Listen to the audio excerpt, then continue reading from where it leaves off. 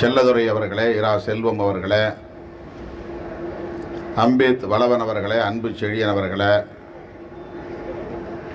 விகோ ஆதவன் அவர்களே, வேளச்சேரி ரவிசங்கர் அவர்களே, பல்வேறு மாவட்டங்களில் இருந்து வருகை தந்திருக்கிற மாவட்ட பொறுப்பாளர்களே, மாநில பொறுப்பாளர்களே, நமது போராட்டத்திற்கு வலு சேர்க்கும் வகையில் நம்மோடு களத்தில் நிற்கும்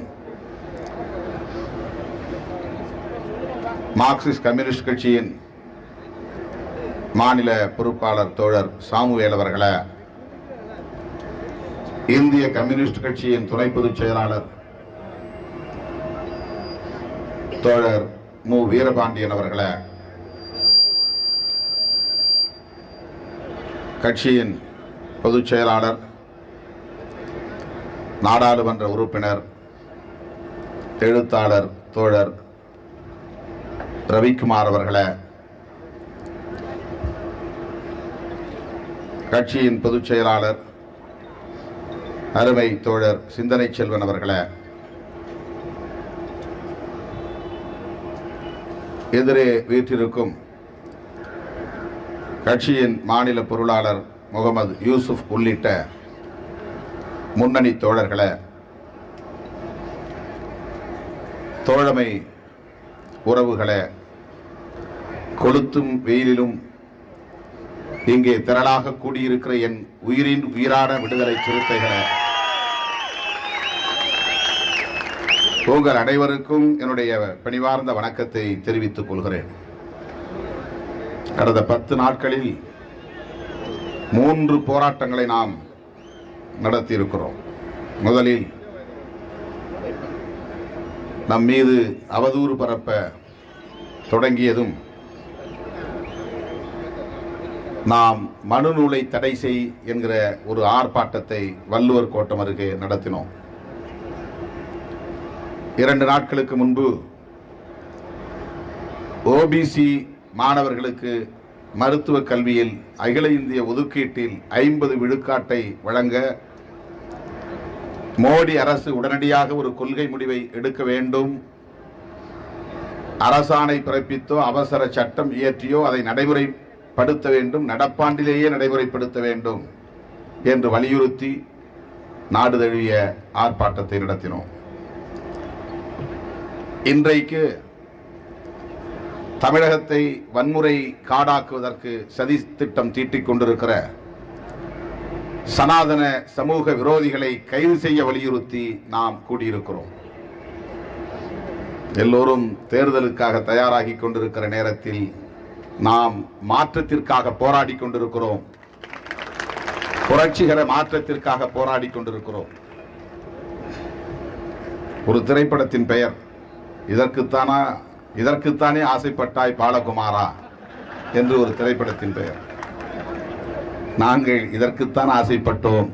பொதுவெளியில் இப்படி பேச வேண்டும், விவாதிக்க வேண்டும், மனம் திறந்து இருதரப்பும் கருத்துக்களை பகிர்ந்து கொள்ள வேண்டும் என்றுதான் ஆசைப்பட்டோம்.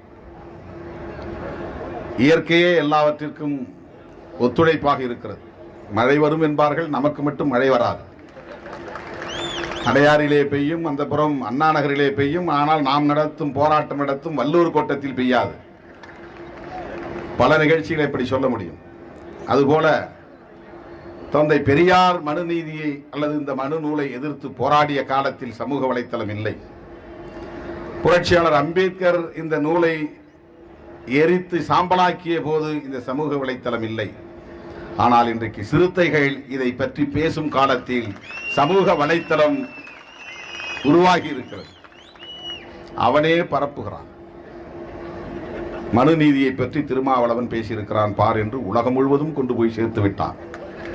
நான் எங்கோ ஒரு மூலையில் போகிற போக்கில் ஒரு நொடியில் பேசிவிட்டு போன தகவலை இந்த சமூக வலைத்தளங்களின் மூலம் உலகம் முழுவதும் கொண்டு போய் சேர்த்து இன்றைக்கு உலகம் முழுவதும் உள்ள அனைவருமே அது என்ன மனுஸ்மிருதி என்று கூகுளில் தேடி தேடி இன்றைக்கு கூகுள் சர்ச் என்ஜின் மிக அதிகமாக தேடிய ஒன்று எது என்றால் அது மனுஸ்மிருதி தான் என்கிற நிலையை ஏற்படுத்திவிட்டார். சமூக வலைத்தளம் என்பது எவ்வளவு பெரிய வாய்ப்பாக நமக்கு அமைந்து விட்டது பாருங்கள். புரட்சியாளர் அம்பேத்கர் காலத்தில் இல்லாத ஒன்று, தந்தை பெரியார் காலத்தில் இல்லாத ஒன்று இன்றைக்கு சிறுத்தைகளின் காலத்தில் இயல்பாகவே வந்து கூடியிருக்கிறது. ஆகவே இன்றைக்கு அவர்கள் படிக்க தொடங்கியதும் நம் மீது பாய்ந்து பராண்ட துடித்தவர்கள் ஜெகா வாங்குகிறார்கள். மெட்ராஸ் பாஷையில் ஜெகா வாங்குகிறார்கள். அது மனுஸ்மிருதியே கிடையாதுன்றான் ஒருத்தன் சொல்றான் இது வந்து வெள்ளைக்காரன் கிறிஸ்தவன் மொழிபெயர்த்த நூல்ன்றான். இன்னொருத்தன் சொல்றான் அது திராவிடர் கழகத்துக்காரங்க வந்து தப்பா எழுதி வச்சிருக்கிறாங்க. முதல்ல என்ன சொல்ல வந்தான்னா, நான் வந்து பெண்களை கொச்சைப்படுத்தினேன்னு சொன்னான். இப்ப அதை பேச முடியல. மனு தர்மத்தில் இருக்கு அப்படின்னு சொல்ல தொடங்கின உடனே மனு தர்மத்தில் அப்படி இல்லை அப்படின்னு அவங்களால சொல்ல முடியல. உடனே என்ன பின்வாங்கி பேசுறான்னா, அந்த மனு தர்மம் உண்மையான ஒரிஜினல் வெர்ஷன் இல்லைன்றான். இப்ப நாங்க எது உண்மையானது எது பொய்யானதுன்னு ஆர்கியூ பண்ண விரும்பல. எதெல்லாம் தவறுன்னு சொல்றியோ அத்தனையும் தடை செய்யும் தான் நாங்க சொல்றோம். அது வில்லியம் ஜோன்ஸ் எழுதினதா இருந்தாலும், திராவிடர் கழகம் எழுதினதா இருந்தாலும், யார் எழுதினதா இருந்தாலும் அத்தனை நூல்களையும் தடை செய். இதுதான் எங்களுடைய கோரிக்கை. உங்க வாதத்தின்படியே வருவோம். இதுதான் எங்கள் கோரிக்கை. எது உண்மையாக மனுவால் எழுதப்பட்டது என்று நீ நம்புகிறாயோ, ஒரிஜினல் வெர்ஷன் சமஸ்கிருதத்தில் எழுதப்பட்டது என்று நீ சொல்லுகிறாயோ, அதை எடுத்துட்டு வா. மற்றது எல்லாவற்றையும் ஒரே நாளில் தடை செய். அதை வைத்து விவாதிப்போம். நாங்களும் எங்களுக்கு தெரிஞ்ச சப்போர்ட்டான சமஸ்கிருதம் படிச்ச ஆட்களை கொண்டு வரோம். வேணா உங்க அடையாளத்தோடு இருக்கிற ராமசுப்ரமணியனே அழைச்சிட்டு வரோம். அவர் RSS தான் சொல்றாரு. சமஸ்கிருதம் நான் படித்தேன் அப்படின்னு சொல்றாரு, RSS சொல்றாரு. இன்றைக்கு இந்த நூல் குறித்து உலகளாவிய விவாதம் நடைபெற்றுக் கொண்டிருக்கிறது. சமூக வலைத்தளங்களில் அது விவாதிக்கப்படுகிறது. அதைத்தான் நாம் விரும்புகிறோம். இதைத்தான் நாம் எதிர்பார்த்தோம். இது விவாதிக்கப்படாமலேயே பல தலைமுறைகள் கடந்து வந்து விட்டோம். ஆனால் வரலாற்றில் இது நடந்திருக்கிறது, நடக்காமல் இல்லை. மகான் கௌதம புத்தரே இந்த மனுஸ்மிருதிக்கு எதிராகத்தான் தோன்றினார். கௌதம புத்தர் மற்ற மதத்தின் படைப்பாளர்களைப் போல, இயேசு பெருமானைப் போல, நபிகள் நாயகத்தை போல, குருநானக்கை போல, மகாவீரரை போல அவர் ஆன்மீகத்தை நிலைநிறுத்துவதற்காக தோன்றியவர் அல்ல. இயேசு பெருமான் நான் கடவுளின் மைந்தன் என்று சொல்லுகிறார். நபிகள் நாயகம் நான் கடவுளால் அனுப்பப்பட்ட கடைசி தூதர் என்று சொல்லுகிறார். பகவான் கிருஷ்ணா நான் கடவுளின் மைந்தனும் இல்லை, கடவுளின் தூதனும் இல்லை, கடவுளுக்கே கடவுள் என்று சொல்லுகிறார். தன்னை கடவுளாகவே சொல்லிக் கொள்கிறார். இப்படி ஒவ்வொருவரும் சொல்லிக் கொள்கிறார்கள். ஆனால் புரட்சியாளர் கௌதம புத்தர் அப்படி சொல்லவில்லை. சாதாரண ஒரு மனிதனாக நான் தோன்றினேன், மனிதனாக வாழ்ந்தேன், மனித குலத்துக்கு ஒரு வழிகாட்டும் வாழ்வியலை நான் தருகிறேன் என்று தந்திருக்கிறார். அவர் எதை எதிர்த்து பேசியிருக்கிறார் என்று நாம் நுட்பமாக ஆராய்ந்து பார்த்தால் அவர் காலத்திலும் இந்த கொடுமை இருந்திருக்கிறது. மனித குலத்துக்கு எதிரான ஒரு நூல் என்று கண்டறிந்திருக்கிறார். அவர் சொன்ன கருத்துக்கள் அதை உறுதிப்படுத்துகின்றன. எல்லோருக்கும் பொதுவாக ஒரு நீதி, அதுதான் ஜனநாயகத்தின் அடிப்படை. ஆனால் குலத்துக்கு ஒரு நீதி, அதுதான் மனு தர்மத்தின் அடிப்படை. குலத்துக்கு ஒரு நீதி.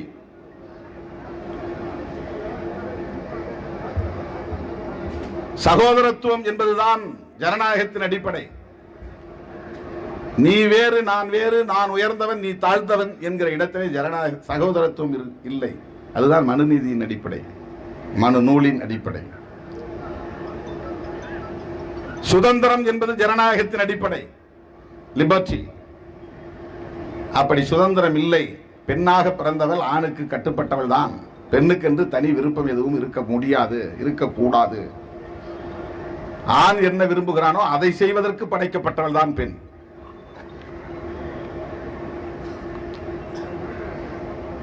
அதை படைப்பதற்கு, அதை உருவாக்குவதற்கு படைக்கப்பட்டவள் தான் பெண். ஆண்களின் இச்சைக்கு உடன்பட்டு வாழக்கூடியவள் தான் பெண். அவன் என்ன நினைக்கிறானோ அதை அவன் செய்யணும். ஆகவே சுதந்திரத்தை மறுப்பது மனுநூல். சுதந்திரம் தான் ஜனநாயகத்தின் அடிப்படை. சமத்துவத்தை மறுப்பது மனுநூல். பரப்பால் உயர்ந்தவன் தாழ்ந்தவன் உண்டு, எல்லோரையும் விட உயர்ந்தவன் பிராமணன், அடிநிலையில் கிடப்பவன் சூத்திரன். பிராமணனும் சத்திரியனும் சமமில்லை, சத்திரியனும் வைசியனும் சமமில்லை, வைசியனும் சூத்திரனும் சமமில்லை. ஏன் பிராமண வர்ணத்திலேயே ஐயரும் ஐயங்காரும் சமமில்லை.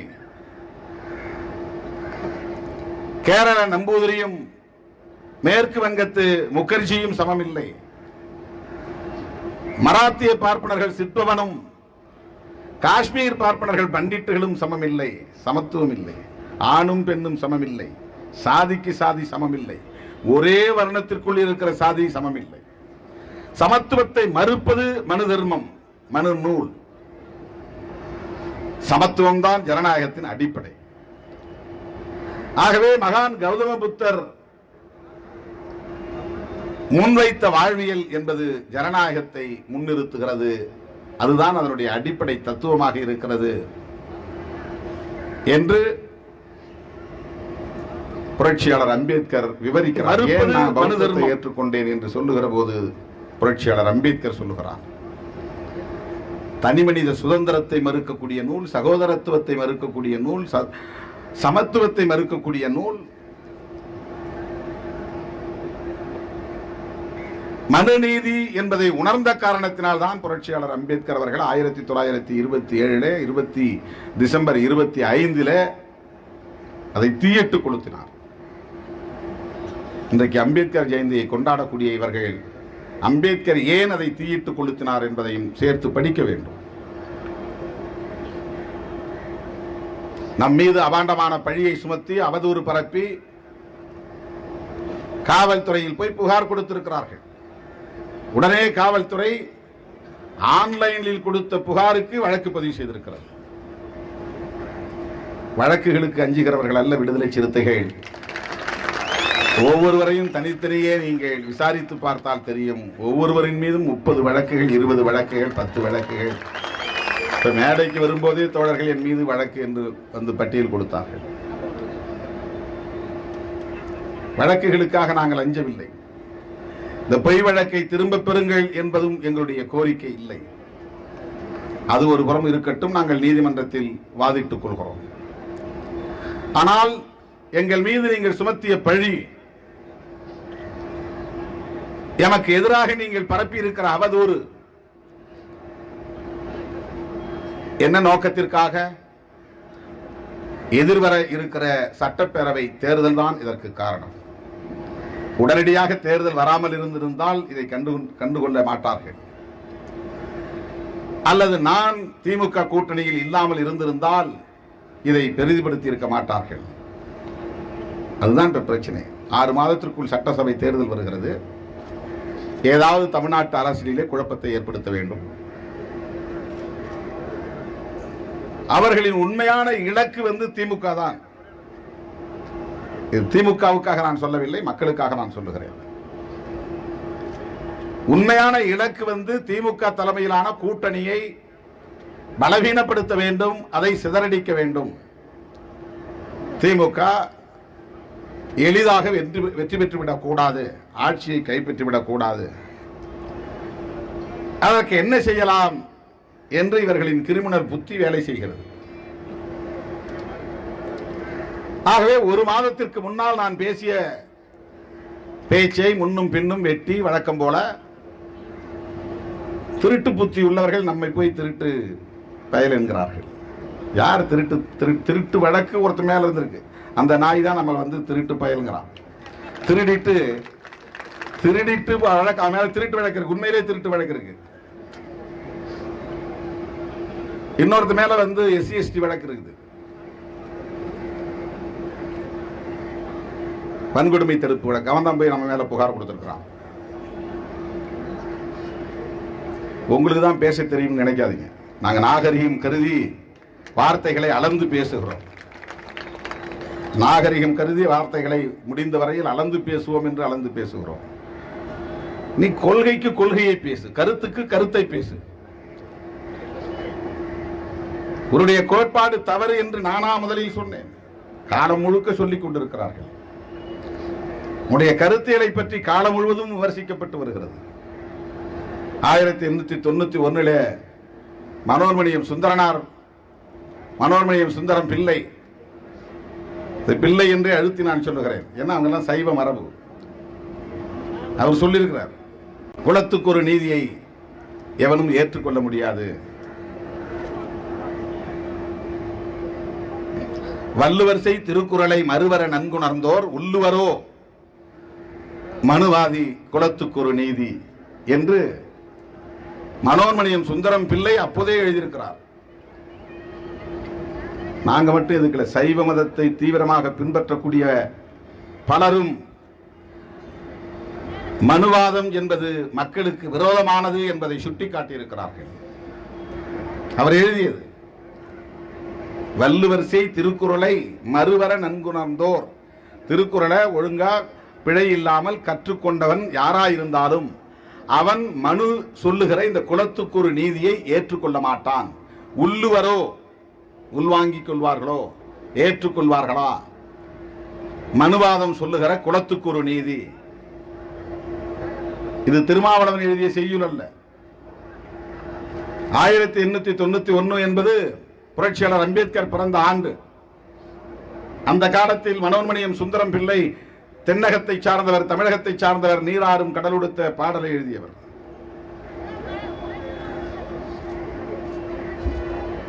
ஏன் திருக்குறள் இந்த மனு நீதிக்கு அல்லது மனு நூலுக்கு வரலாற்று ஆய்வாளர்களின் கருத்து.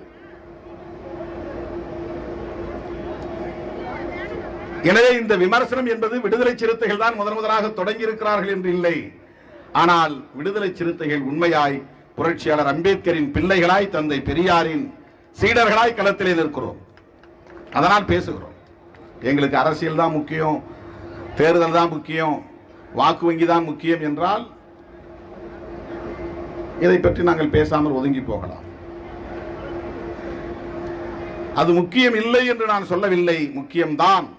ஆனால் அதைவிட பன்மடங்கு முக்கியத்துவம் வாய்ந்தது இதுதான். புரட்சியாளர் அம்பேத்கரின் ஒட்டுமொத்த வாழ்க்கையும் இதை எதிர்த்துதான், இதை எதிர்த்து போராடித்தான் கடந்திருக்கிறது. தந்தை பெரியாரின் போராட்டமும் அதுதான். கடந்த செப்டம்பர் மாதம் 27ஆம் தேதி ஒரு இணைய வழி கருத்தரங்களை பேசுமாறு என்னை தோழர்கள் அழைத்தார்கள். எனக்கான நேரம் எது என்று மட்டும் கேட்டேன். 2 நாள் நடைபெற்ற அந்த கருத்தமர்விலே எனக்கான நேரத்தை சொன்னபோது நான் இடையிலே அந்த இணையத்தில் போய் இணைந்து கொண்டேன். தலைப்பு பெரியாரன் இந்தியன் பாலிடிக்ஸ், இந்திய அரசியலும் பெரியாரும். என்ன பேச வேண்டும்? சோசியல் ஜஸ்டிஸ், ஃபெமினிசம், எது வேண்டுமானாலும் பேசுங்க. எனவே நான் பேசினேன். பிரதியை பற்றி பேசாமல் கடந்து போக முடியாது. கடவுளை எதிர்க்க வேண்டும் என்பதல்ல பெரியாரின் நோக்கம், பிராமணர்களை வெறுக்க வேண்டும் என்பதல்ல பெரியாரின் நோக்கம், மனுஸ்மிருதியை தோலுரிக்க வேண்டும் என்பதுதான் பெரியாரின் நோக்கம். ஏன் இன்றைக்கு நாம் பார்க்கிற இந்த சமூக கட்டமைப்பு மனுஸ்மிருதியை நடைமுறைப்படுத்தியதால் உருவாக்கப்பட்டது. மனுஸ்மிருதியை நடைமுறைப்படுத்தியதால் உருவாக்கப்பட்டது. கடந்த காலங்களில் இந்த நாட்டை ஆண்டவர்கள், மன்னர்கள் மனுஸ்மிருதியை சட்டமாக ஏற்றுக்கொண்டு அதன் அடிப்படையில் தான் ஆட்சி புரிந்திருக்கிறார்கள். ஆட்சி நிர்வாகம் இருந்திருக்கிறது. கோவிலின் கருவறையில் இருந்து தமிழை தூக்கி எறிந்து விட்டார்கள். மாறாக சமஸ்கிருதத்தை புகுத்தினார்கள் மன்னர்களின் துணையோடு. இன்றைக்கு வேல் யாத்திரை புறப்படுகிறார்கள். வேல் என்றால் யாரை குறிக்கும்? முருகனை குறிக்கும். முருகன் கையிலே இருப்பதுதான் வேலாயுதம். அவன் தமிழ் கடவுள் இவர்கள் சொல்லுகிறார்கள். சிவனுக்கும் பார்வதிக்கும் பிறந்தவர்கள். அந்த வரலாற்றுக்குள்ளே நான் நுழைய விரும்பவில்லை. அந்த கேள்வியை நாம் தொடுத்தால் அது மணிக்கணக்கிலே நீளும்.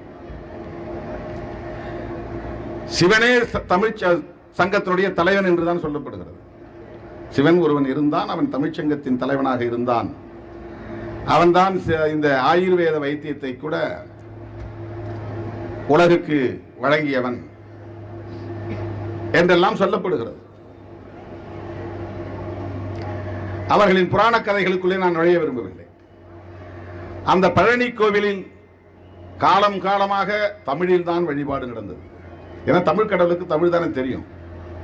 எப்படி தமிழ் கடவுளுக்கு சமஸ்கிருதத்தை போய் சொல்ல முடியும்? ஒரு முறை திருமலை நாயக்கர் மன்னருடைய அரசவையிலே இருந்த ஒரு ஐயர், ராமப்பையர் என்று அவருடைய பெயர், அவர் பழனி முருகனை சாமி கும்பிட போயிருக்கிறார். அங்க போனா அங்க தமிழ்ல வழிபாடு நடக்குது, சமஸ்கிருதம் இல்லை.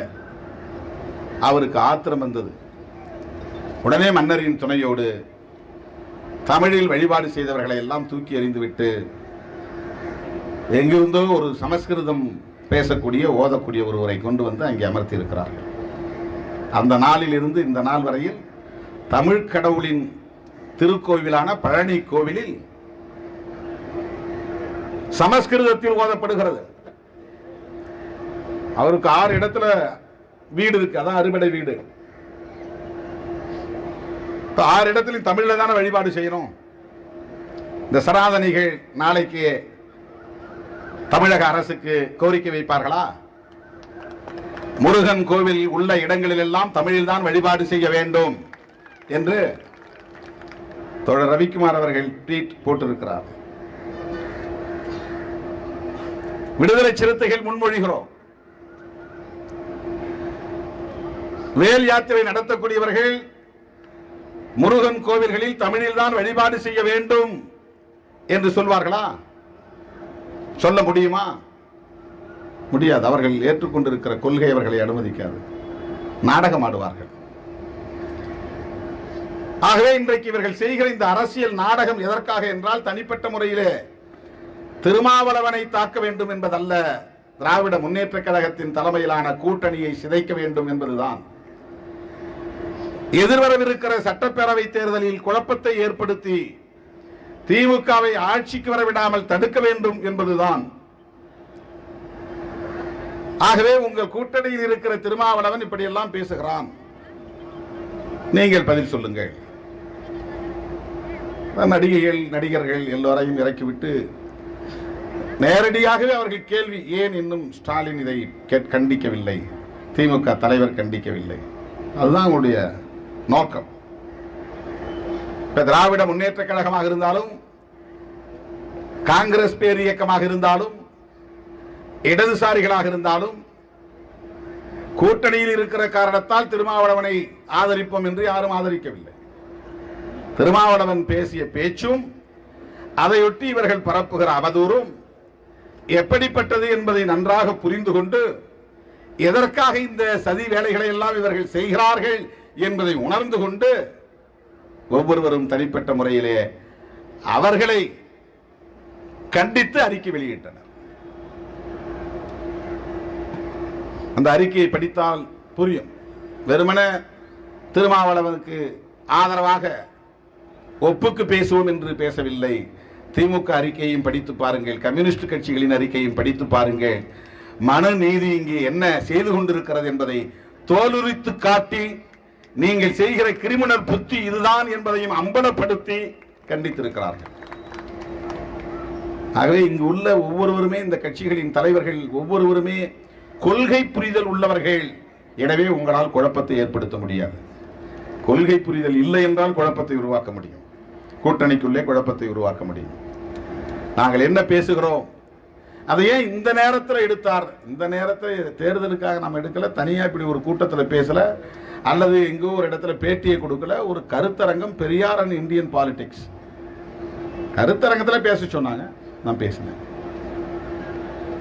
இப்போ முன்ன பின்ன வெட்டிய பிறகு இந்த ஒரு 40 நொடியை நீ கொடுக்கும்போது எந்த பெண்ணா இருந்தாலும் அதை கேட்டால் ஆத்திரப்படத்தான் செய்வார்கள். என்னுடைய தாயா இருந்தாலும் தமக்கையா இருந்தாலும் அந்த ஒரு வரியை கேட்டால் ஆத்திரப்படத்தான் செய்வார்கள். ஆனால் அந்த கிரிமினல் புத்தி உள்ளவர்களுக்கு அந்த ஆஸ்பர் சனாதன தர்மா அப்படின்னு சொன்ன பாருங்க, அந்த வார்த்தை கட் பண்ணலாம. கிரிமினல் எப்போதும் வந்து ரொம்ப உஷாரா இருக்க முடியாது. எங்கேயாவது ஒரு இடத்துல அவனுக்கு சறுக்கும். அங்கதான் சறுக்கிச்சு அந்த கிரிமினல்களுடைய சதி வேலையில். அவன் வெறுமனே நான் பேசுனதை அந்த முதல் வரியோட நிறுத்திட்டு ஆஸ்பர் தர்மாங்கிற இடத்துல ஒரு கேப் விடுறேன். இந்த ஆஸ்பர் சனாதன தர்மா அப்படின்னு சொல்ற இடத்த ஆஸ்பர் சனாதன தர்மாங்கிறதையும் கட் பண்ணியிருந்தான்னு வச்சுங்களேன், அது இன்னும் அவங்களுக்கு பாசிட்டிவா போயிருந்துடும். ஆண்டவன் அவர்களுக்குத்தான் எதிராக இருக்கிறான், அவனை படைத்த கடவுளே அவனுக்கு எதிராக இருக்கிறான். நீ செய்யறது சதி இல்லை, சரியில்லை, நீ சதி செய்யற அப்படின்னு. இப்ப அதை கேட்கிறவங்களுக்கு என்னன்னா, ஆஸ்பர் சனாதன தர்மான் தானே திருமாவளவன் சொல்றாரு, இப்ப கோட் பண்ணியிருக்கிறாரு, அவருடைய கருத்தா சொல்லலையே, அதை டிஃபெண்ட் பண்ண முடியல. இப்ப அவனால அதை வந்து அவன் சாதிக்க முடியல, சமாளிக்க முடியல. உடனே இப்படிதான் இவன் பேசிட்டே இருக்கிறான், அந்த காலத்துல இருந்து இந்த காலம் வரலும் பேசிட்டே இருக்கிறான். ஆமா, எனக்கு வலிக்குது. நான் எந்த சமூகத்தில் இருக்கிறேனோ, எந்த சமூகம் என்னை காயப்படுத்துகிறதோ, எனக்கு வலியை தருகிறதோ, அதைத்தான் நான் பேச முடியும். என்ன அடிக்கிறவன் பத்தி தான் நான் புகார் சொல்ல முடியும். அவன் மேல ஏன் புகார் கொடுக்கல, இவன் மேல ஏன் புகார் கொடுக்கணும், இவன் தான் என்ன அடிச்சான், இவன் மேலதான் புகார் கொடுக்க முடியும். ஏன் நீ கிறிஸ்தவத்தை பற்றி பேச மாட்டேன்கிறாய், இஸ்லாத்தை பற்றி பேச மறுக்கிறாய், வேறு மதங்களை பற்றி பேச மறுக்கிறாய்? நான் என்ன கிறிஸ்தவனா என்ன, நான் முஸ்லீமா என்ன? அதுல இருக்கிறது எனக்கு எப்படி தெரியும்? இந்த சமூகத்தில் எனக்கு ஒரு அடையாளம் இருக்கிறது. எப்படி புரட்சியாளர் அம்பேத்கர் அவர்கள் பிறக்கும் போது நான் இந்துவாக பிறந்திருக்கலாம், இந்த சமூகம் எனக்கு ஒரு இந்து முத்திரையை குத்தி இருக்கிறது, எனக்கு ஒரு சமூக அடையாளம் இருக்கிறது என்று சொன்னாரோ, அப்படி எனக்கு ஒரு சமூக அடையாளம் இருக்கிறது. தந்தை பெரியார் இந்துவாக இருந்த காரணத்தினால் தான் அதை விமர்சிக்க முடிந்தது. ஆக எந்த சமூக வாழ்க்கை எனக்கு வலியை தருகிறதோ அந்த சமூகத்தை பற்றி தான் நான் பேச முடியும். ரொம்ப புத்திசாலித்தனமா இவங்க அரசியல் செய்யறாங்களாம். இவர் ஏன் கிறிஸ்தவத்தை வந்து படிக்க மாட்டேங்கிறார், ஏன் அதை நான் படிக்கணும், என்ன தேவை எனக்கு இருக்கு? இஸ்லாத்துல இல்லையா? உலகம் முழுக்க இருக்கலாம், எல்லா இடங்களையும் ஆண் பெண் வேறுபாடுகள் இருக்கு, இல்லைன்னு நம்ம சொல்லல. எனக்கு ஏற்படுகிற வழியில் இருந்து நான் பேசுகிறேன். காலம் காலமாக இத்தனை தலைமுறைகள் கடந்து வந்திருக்கிறோமே, வாழிடங்கள் தனித்தனியாக இருக்கின்றனவே. இந்த வாழிடங்கள் ஏன் தனித்தனியாக இருக்கின்றன? அக்ரஹாரம் என்பது பிராமணர்கள் வசிக்கிற இடம், ஊர்திரு என்பது சாதி இந்துக்கள் வசிக்கிற இடம், காலனி என்பது தலித்துகள் வசிக்கிற இடம் என்று தனித்தனியே இந்த வாழிடங்களை பிரித்து வைத்தது யார்? இதை கண்டு கொதிப்படைந்திருக்க வேண்டாமா? ஆத்திரப்பட்டிருக்க வேண்டாமா? தனித்தனி சுடுகாடுகள் இருக்கின்றனவே, இந்த சுடுகாடுகளை தனித்தனியாக அமைத்தது யார்? எதன் அடிப்படையில் அமைக்கப்பட்டது? இதை கண்டு நீ நேர்மை திறமுள்ளவனாக இருந்தால் இதை கண்டு கொதித்திருக்க வேண்டாமா?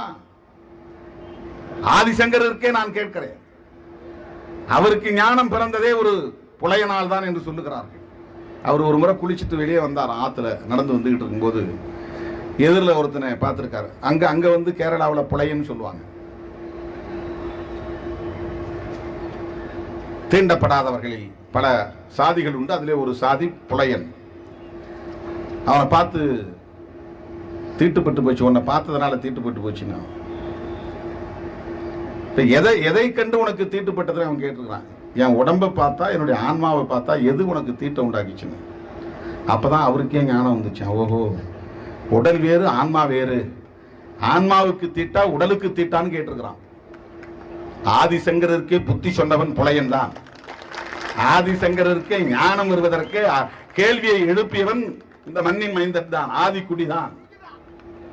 ஆதிக்குடிதான். ஓ தர்ம நூல்கள் தான் சொல்லுகிறது, சாஸ்திரங்கள் தான் சொல்லுகிறது. இந்த வேறுபாடுகளை, இந்த முரண்பாடுகளை உருவாக்கியது எந்த கோட்பாடு? அதுதானே பிரச்சனை. நீ கோட்பாட்டை பார்க்காம வெறும் பிரச்சனையை மட்டும் பார்க்கிற. எல்லா பிரச்சனைகளுக்கு பின்னாலும் ஒரு அமைப்பு முறை இருக்கிறது. எல்லா அமைப்பு முறைக்கு பின்னாலும் ஒரு கோட்பாடு இருக்கிறது. சாதி சண்டைகள் நடப்பதற்கு இங்கே இருக்கிற சமூக அமைப்பு தான் காரணம். பெண்கள் ஒடுக்கப்படுவதற்கு இங்கே இருக்கிற சமூக அமைப்பு தான் காரணம். கல்வி மறுக்கப்பட்டதற்கு இந்த சமூக அமைப்பு தான் காரணம். ஆணவ கொலைகள் நடப்பதற்கு இந்த சமூக அமைப்பு தான் காரணம். இப்படி ஒரு சமூக அமைப்பு இங்கே உருவாவதற்கு மனுஸ்மிருதி என்கிற கோட்பாடு தான் காரணம். ஆகவேதான் நாம் அதை விமர்சிக்க வேண்டிய தேவை வருகிறது. புரட்சியாளர் அம்பேத்கரின் வழியில், தந்தை பெரியாரின் வழியில். எங்களுக்கு தனி வழின்னு ஒண்ணு கிடையாது. எங்கள் வழி அம்பேத்கர் வழி, எங்கள் வழி பெரியார் வழி, எங்கள் வழி சமூக நீதி வழி, எங்கள் வழி சமத்துவ வழி. சமத்துவத்தை நோக்கி போறோம். அதுதான் எங்களுடைய வழி. உனக்கு அதெல்லாம் என்னன்னு தெரியாது. நீ சேஃபான இடத்துல உட்கார்ந்துருக்கிற. பஸ்ல ஏறவன் முதல்ல போய் சீட்டு பிடிச்சிட்டான்னா தொங்கிட்டு வர்றவனை திட்டுவான். அவங்களுக்குலாம் அறிவு இருக்கா பாரு. தொங்கிட்டு வரான், முட்டா பயமா.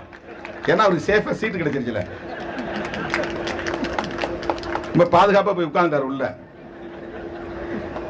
பிடிச்சி நின்றுகிட்டு இருக்கிறவனையும் திட்டுவான் பாரு. உரசுறாங்கம்மா. நின்றுகிட்டு போனா அப்புறம் உரசுதானே செய்யும். ஃபுட்பால்ல தங்குறவனை திட்டுவான். சீட்டே கிடைக்காம அங்க தாங்க நின்றுட்டு இருக்கிறவன் பஸ் டிரைவரை திட்டிட்டு நிற்பான். பாரு நிறுத்தாம போயிட்டான். நான் ஏற முடியாம போயிடுச்சு, எனக்கு டியூட்டிக்கு போக முடியலன்னு. அதுல தொத்த முடியாதவங்க இருக்கிறான் அவ்வளவு பேர் வண்டியில. ஆகவே இவங்க ரொம்ப சேஃபா போய் உட்கார்ந்துக்கிட்டாங்க. எல்லா இடங்களும் போனா இவங்களுக்கு கதவு திறக்குது. ஐயா சுவாமி, ஐயா சுவாமி. எல்லா இடங்களிலும் நமக்கு தடை இருக்கிறது. போலீஸ்ல ஒரு பர்மிஷன் வாங்க முடியல. இப்ப வண்டி மேல நின்று பேசிட்டு இருக்கேன். கேட்டா அதெல்லாம் உனக்கு கொடுத்தா எல்லாரும் கேட்பான். உனக்கு மேடை போட அனுமதி கொடுத்தா எல்லாரும். இதுவே எவ்வளவு பெரிய ஜனநாயக விரோதம் இது. ஒரு சுதந்திர நாட்டில், ஜனநாயக நாட்டில், இந்திய அரசமைப்பு சட்டத்தை மதிக்கக்கூடியவர்களாக இருந்தால் காவல்துறையினர் இப்படி ஒரு நிலையை செய்வார்களா? இப்ப ஆளுங்கட்சிக்காரங்க இந்த இடத்துல வந்து நம்முடைய முதலமைச்சர் கூட்டம் போடுறாருன்னா உங்களுக்கு கொடுத்தா அவர் எல்லாரும் கேட்பாங்க சொல்லுவார் அவரு. இப்ப இது ஒரு குலத்துக்கு ஒரு நீதிங்கிற மாதிரி தானே, ஆளுக்கு ஒரு நீதி. முதலமைச்சர் இந்த நாட்டினுடைய குடிமகன், திருமாவளவன் இந்த நாட்டினுடைய குடிமகன்.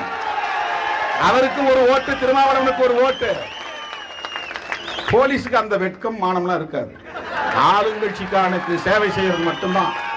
கேட்டா எல்லா பிரச்சனையும் சட்டம் ஒழுங்குன்னு தான் பார்ப்பாங்க அவங்க காவல்துறை. எல்லா நீங்க நாளைக்கு ஆளுங்கட்சியா வாங்க, உங்களுக்கு சேவை செய்வோம். எங்க வேலை ஆளுங்கட்சிக்காரங்களுக்கு சேவை செய்யணும். இதுவே ஒரு வகையில மனு தர்ம புத்தி தான். அது சமத்துவம் இருந்தாதான் மனு தர்மத்துக்கு எதிரான சிந்தனைன்னு அர்த்தம்.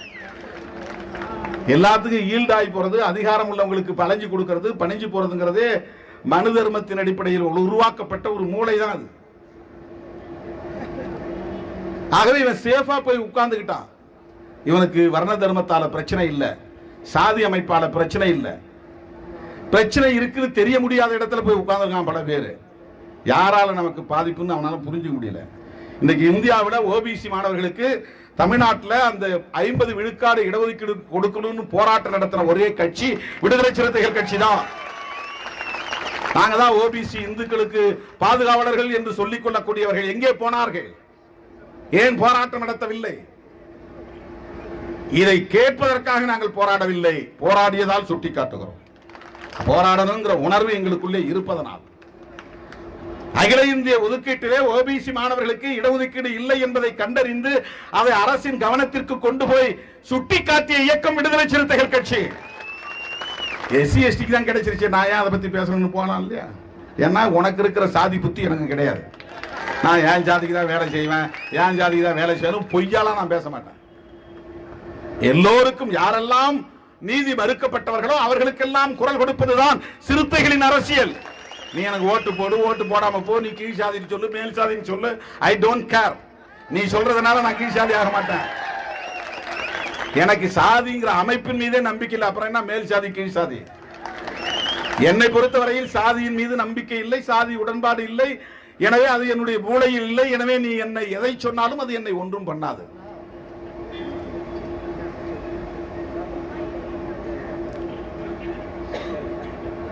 ஆகவே இப்படிப்பட்ட போராட்டங்களை எடுக்கிற இந்த இயக்கம் தான் தோழர்களே வங்கி அலுவலர் தேர்விலே கூட சமூக நீதியை தட்டி பறிக்கிற சூழ்ச்சியை செய்தான். கொதித்திட வேண்டாமா? ஓபிசி தலைவர்கள், சாதி சங்க தலைவர்கள், சாதி பெருமை பேசுகிற தலைவர்கள், வங்கி அலுவலர்களுக்கான தேர்வு நடக்கிறது. ஓபிசி ரிசர்வேஷன்ல இருந்து 27% 6% எடுக்கிறான், பறிக்கிறான். ஷெட்யூல் காஸ்டுக்கான ரிசர்வேஷன்ல இருந்து 2%, ஷெட்யூல் டிரைப்ஸ்க்கான சதவீதத்திலிருந்து 1.5%, 9.5% பறித்து முன்னேறிய சமூகத்தை சார்ந்த பொருளாதார நலிவடைந்த பிரிவினருக்கு 10% கொடுக்கிறான். ஜெனரல் கேட்டகரியில இருந்து ஒரு 0.5, இவங்கள்ட்ட இருந்து ஒரு 9.5, 10% கொடுக்கிறான். யார் இங்கே பொங்கி எழுந்தது? வேல் வேல் வேல் வேல் என்று வேல் முருகவேல் தூக்குகிறார்களே, இவர்கள் உன் சமூக நீதிக்காக குரல் கொடுத்தார்களா? நான் கேட்கிறேன், பாரதிய ஜனதா கட்சிக்காரன் இந்திய அளவில் என்றைக்கு சமூக நீதிக்காக போராடி இருக்கிறான்? அகில இந்திய அளவில், தமிழ்நாட்டில் மட்டுமல்ல. ஓபிசி மக்களுக்கு மிக முக்கியமான தேவை என்பது சமூக நீதி. எஸ்சி விட்டு புரட்சியாளர் அம்பேத்கர் அதற்கான பாதுகாப்பை உறுதிப்படுத்தி விட்டார். ஓபிசி மக்களுக்கான இடஒதுக்கீடு அதுதான் இன்றைக்கு பலரை நீதிபதியாக்கி இருக்கிறது, பலரை பேராசிரியர்களாக்கி இருக்கிறது, பலரை உயர் பொறுப்புகளுக்கு வர வைத்திருக்கிறது. மண்டல் பரிந்துரைக்கு முன்பு உண்டா இடஒதுக்கீடு? மண்டல் பரிந்துரையை நடைமுறைப்படுத்த வேண்டும் என்று முனைந்த போது, அதை அறிவித்த போது, அதை எதிர்த்து இந்தியாவில் போராட்டம் நடத்தியது யார்? அவன் அல்லவா உன்னுடைய முதல் எதிரி. ஓபிசி இந்து சகோதரர்களை பார்த்து கேட்கிறேன், வரலாறு படிக்காதவர்களுக்கு நான் சுட்டிக்காட்டுகிறேன், வரலாறு அறியாதவர்களுக்கு நான் இந்த இடத்தில் நினைவுபடுத்துகிறேன். விபி சிங் அவர்கள், சமூக நீதி காவலர் விபி சிங் அவர்கள் மண்டல் பரிந்துரையை நடைமுறைப்படுத்த ஆணை பிறப்பித்த போது அவருக்கு உற்ற துணையாய் இருந்தது மறைந்த ராம்விலாஸ் பாஸ்வான் என்கிற ஒரு தலித் தலைவர். அவர் எதிர்ப்பு தெரிவித்தாரா? அல்லது அகில இந்திய அளவில் எந்த ஒரு தலித் இயக்கமாவது ஓபிசிக்கு இடஒதுக்கீடு கொடுக்க கூடாது என்று குரல் கொடுத்ததா? எதிர்ப்பு தெரிவித்ததா? போராட்டம் நடத்தியதா? தமிழ்நாட்டில் விடுதலை சிறுத்தைகள் உட்பட மண்டல் பரிந்துரையை ஆதரித்தோம். ஆனால் அத்வானி தலைமையிலே ரத யாத்திரை புறப்பட்டது. எதற்காக? மண்டல் பரிந்துரையை நடைமுறைப்படுத்த கூடாது, 27% இடஒதுக்கீடு கொடுக்க கூடாது, அதை திரும்ப பெற வேண்டும். பாரதிய ஜனதா கட்சியின் தேசிய தலைவராக இருந்த அத்வானி எவ்வளவு பெரிய வன்முறையை வித்திட்டார்? வட இந்திய மாநிலங்களில் எவ்வளவு ரத்த ஆறு ஓடியது? பல்கலைக்கழகங்களில் படித்துக் கொண்டிருந்த பிராமண சமூகத்தை சார்ந்த இளைஞர்கள், மாணவர்கள் எல்லாம் வீதிக்கு வந்தார்களே. வரலாறு காணாத ஒன்று அல்லவா? என்றைக்கும் வீதிக்கு வந்து போராடாத அவர்கள் ஓபிசி மாணவர்களின் இடஒதுக்கீட்டை எதிர்த்தல்லவா போராட்டம் நடத்தினார்கள், ரத்த யாத்திரை நடத்தினார்கள். திருமாவளவனை எதிரி என்று காட்டும் ராமதாஸ் போன்றவர்கள் அத்வானியை அல்லவா எதிரி என்று காட்ட வேண்டும். திருமாவளவனா எதிரி? ஓபிசி மக்களுக்கு இடஒதுக்கீடு தர வேண்டும் என்று போராடிய திருமாவளவன் உங்கள் எதிரியா? இடஒதுக்கீடு தரக்கூடாது என்று இந்தியா முழுவதும் வன்முறையை வித்திட்ட அத்வானி உங்கள் எதிரியா? வங்கி தேர்விலே ஓபிசி மாணவர்களுக்கு, ஓபிசியை சார்ந்தவர்களுக்கு 6% பறித்துக் கொண்டதை கண்டித்து போராட்டம் நடத்தி அதை மீட்டு தந்த விடுதலை சிறுத்தைகள் உங்கள் எதிரியா? அதை பறித்துக் கொண்ட பிஜேபி உங்கள் எதிரியா? யார் எதிரி? இதை கூட தெரியாமல் நீங்கள் வேல் வேல் வால் வால்னு கத்திக் கொண்டிருக்கிறீர்கள். உன் கையில எதுக்கு அவன் வேலை கொடுக்கறான், சூலத்தை கொடுக்கறான்? உன் கையில திருக்குறள் கொடுக்கறான்னா சரி, உனக்கு படிக்கிறதுக்கான ஏற்பாட்டை செய்தால் சரி. கடந்த 2 வருஷத்துல இங்க ஒரு ஆள் வந்து அடி தொண்டையில கத்துவாரு. அவர் வந்து தன்னை ஊருக்கே ராஜான்னு நினைச்சிட்டு இருக்கிறாரு. ராஜான்னு பேர் வச்சிருந்தனால ராஜான்னு அவர் ஒரு கற்பனையில மிதந்துட்டு இருக்கிறாரு. தான் சொல்றதெல்லாம் வந்து ஆணையா இங்க வந்து நடைமுறைப்படுத்தப்படணும். அவருக்கு என்னன்னா, இப்ப நேத்து வந்து ஒரு நடிகைக்கெல்லாம் இவ்வளவு முக்கியத்துவம் கொடுக்குறாங்க, நமக்கு முக்கியத்துவம் கிடைக்கலன்னு அடி தொண்டையில கத்துறாரு. திருமாவளவன் அவன் இவன் பேசினா அப்படியாவது நமக்கு வந்து ஊடகத்தில் ஒரு முக்கியத்துவம் கிடைக்கணும். எப்படியோ என்னை வச்சு புழைச்சிங்க.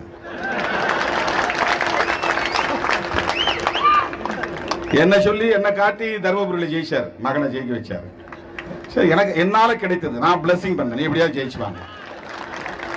ஏன்னா எனக்கு அவர் சொன்ன குற்றச்சாட்டுக்கு சம்பந்தமே கிடையாது. திருமாவளவன் தான் திருமாவளவன் தான் திருமாவளவன் தான். சரி, என்னால உங்க பழப்பு கிடைச்சா நல்லதுதான். இப்போ என்னதான் அடி தொண்டையில கத்தினால ராஜா அவ்வளவுதான், முடிஞ்சு போச்சு. ஸ்பென்ஃபோர்ஸ் தூக்கி போட்டாங்க.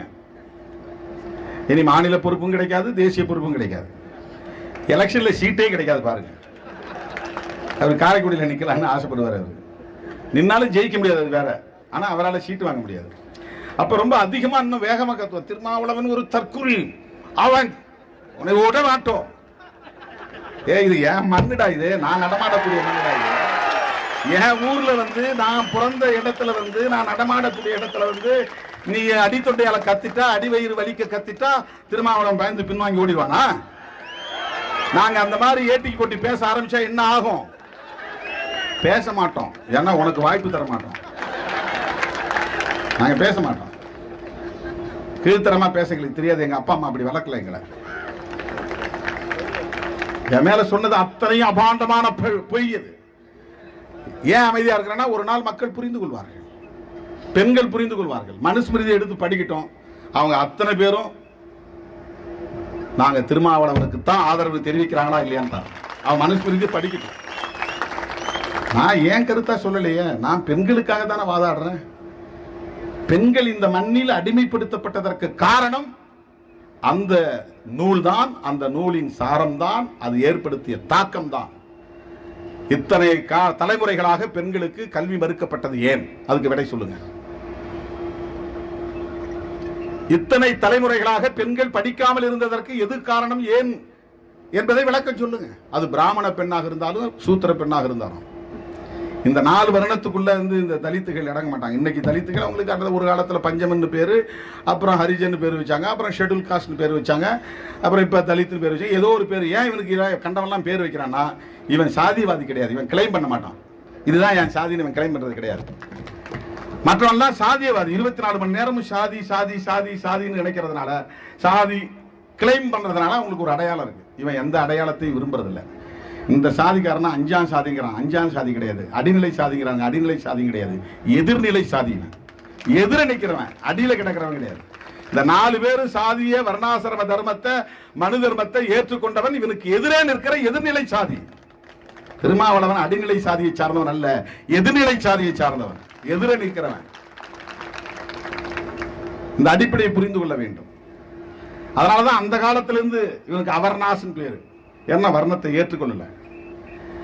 இவனுக்கு அவுட்காஸ்ட் பேரு, என்ன சாதி அமைப்பை ஏத்துக்கல. இன்றைக்கு உலகளாவிய வழக்கு சொல் தலித்னு பேரு, ஏன்னா கலகம் செய்யறவன் பொருள், கலகம் செய்யறவன் பொருள். இவன் கலகம் செய்யறவங்கிறதுக்கு அவங்க ஆட்களே சொல்ற ஸ்டேட்மெண்டே ஒரு காரணம். ஏன்னா சதாம் ஹுசேனுக்கு போய் இவனுக்கு பறையர் பட்டம் சுமத்தினாங்க.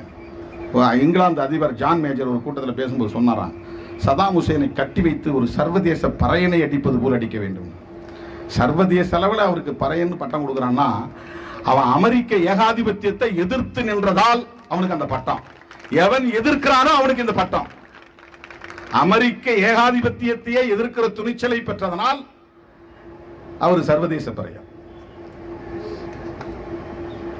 நம்ம உள்ளூர் நம்ம சுப்பிரமணிய சாமி ஒரு தடவை அண்ணன் பிரபாகரனை பத்தி பேசும்போது சொன்னார். அப்ப 90 தொடக்கத்தில் பிரபாகரன் இன்டர்நேஷனல் பறையா. அவர்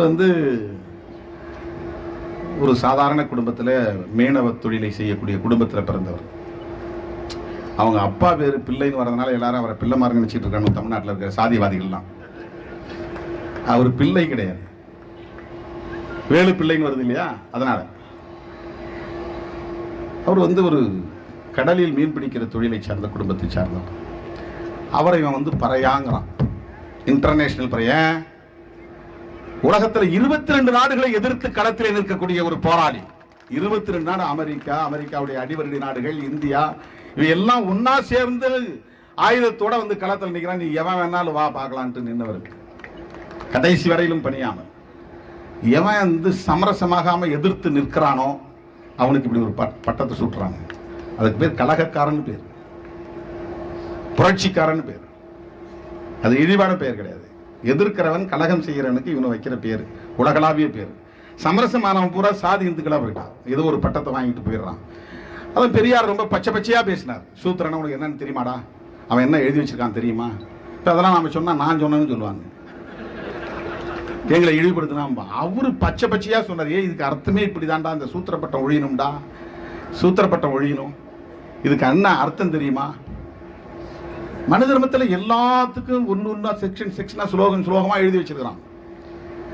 அன்னைக்குதான் வர்ணம் இருந்துச்சு, இன்னைக்கு இருக்கா? வர்ணம்லாம் ஒழிஞ்சு போச்சு. வர்ணத்திலிருந்து தான்டா சாதி உருவானது. இன்னைக்கு சாதி இருக்குதுன்னா சாதிங்கிறது என்ன? வர்ணத்தின் குழந்தைகள் தான் சாதிகள். எப்படி சாதி உருவாச்சு? சண்டாளன் ஒரு சாதி இருக்கு கேரளாவில். அது வந்து ஒரு பார்ப்பனனுக்கும் அங்க இருக்கிற நம்பூதிரிக்கும் சூத்திரனுக்கும் பிறந்த பிள்ளை குழந்தை, அது சண்டாளன். அது பிணம் இருக்கிற சாதி. இங்க எல்லாம் சண்டாளா சண்டாளான்னு திட்டுவாங்க. அது ஒரு சாதியினுடைய பெயர் சண்டாளன். வர்ண கலப்பு ஏற்பட்டால் அந்த வர்ணமும் குழந்தையை ஏத்துக்காது, இந்த வர்ணமும் குழந்தையை ஏத்துக்காது, அவனை தனிமைப்படுத்திடுவாங்க, அதுக்கு ஒரு பேரை சுட்டிடுவாங்க. அதுதான் சாதியா மாறணும். சாதியா மாறணும். ஒவ்வொரு சாதிக்கும் இந்த மாதிரியான வரலாற்று பின்னணியை கோட்பாட்டு ரீதியாக பதிவு செய்து வைத்திருக்கிறார்கள். எல்லாமே பட்டப்பெயர்கள் தான். அந்த வர்ணம் அல்லது மனுநீதி அன்றைக்கு இருந்தது இன்னைக்கு இல்லைன்னு சொல்றது மாதிரி ஒரு ஏமாற்று வேலை, மோசடி வேறு எதுவுமே கிடையாது.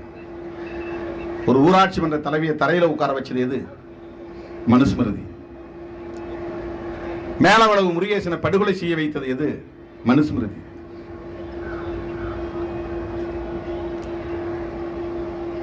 இங்க சேஷமங்கலத்தை பற்றி சொன்னார். அந்த தெரு வழியா வந்து தேரை கொண்டு வரக்கூடாதுன்னு தடுத்தது எது? மனுஸ்மிருதி. காஞ்சிபுரம் பக்கத்தில் கூத்திரம்பாக்கங்கிற கிராமத்தில் வந்து ஊர் தெரு வரலும் அந்த தேர் சேரி மக்களுடைய தெருவுக்கு வராது என்று தடுத்தது எது? மனுஸ்மிருதி. மயிலாடுதுறை பக்கத்தில் ஒரு சுடுகாட்டுக்கு போகக்கூடாதுன்னு சாதி வெறியர்கள் வந்து தடுத்தாங்களே, அப்படி அவங்களை தடுக்க வைத்தது எது? மனுஸ்மிருதி. போலீஸ்காரனையும் தூக்கிட்டு போய் அந்த நேரத்தில் போலீஸ்காரெல்லாம் வெட்டியா வேலை பார்க்கறான். பாருங்க சாதி இந்துக்களுக்கு எப்படி பயப்படுறான் பாருங்க. அவன் அடிச்சு இது பொது பாதை ஓடுறான்னு அவனை அடிச்சு விரட்டுற துணிச்சல் போலீஸுக்கு இல்ல.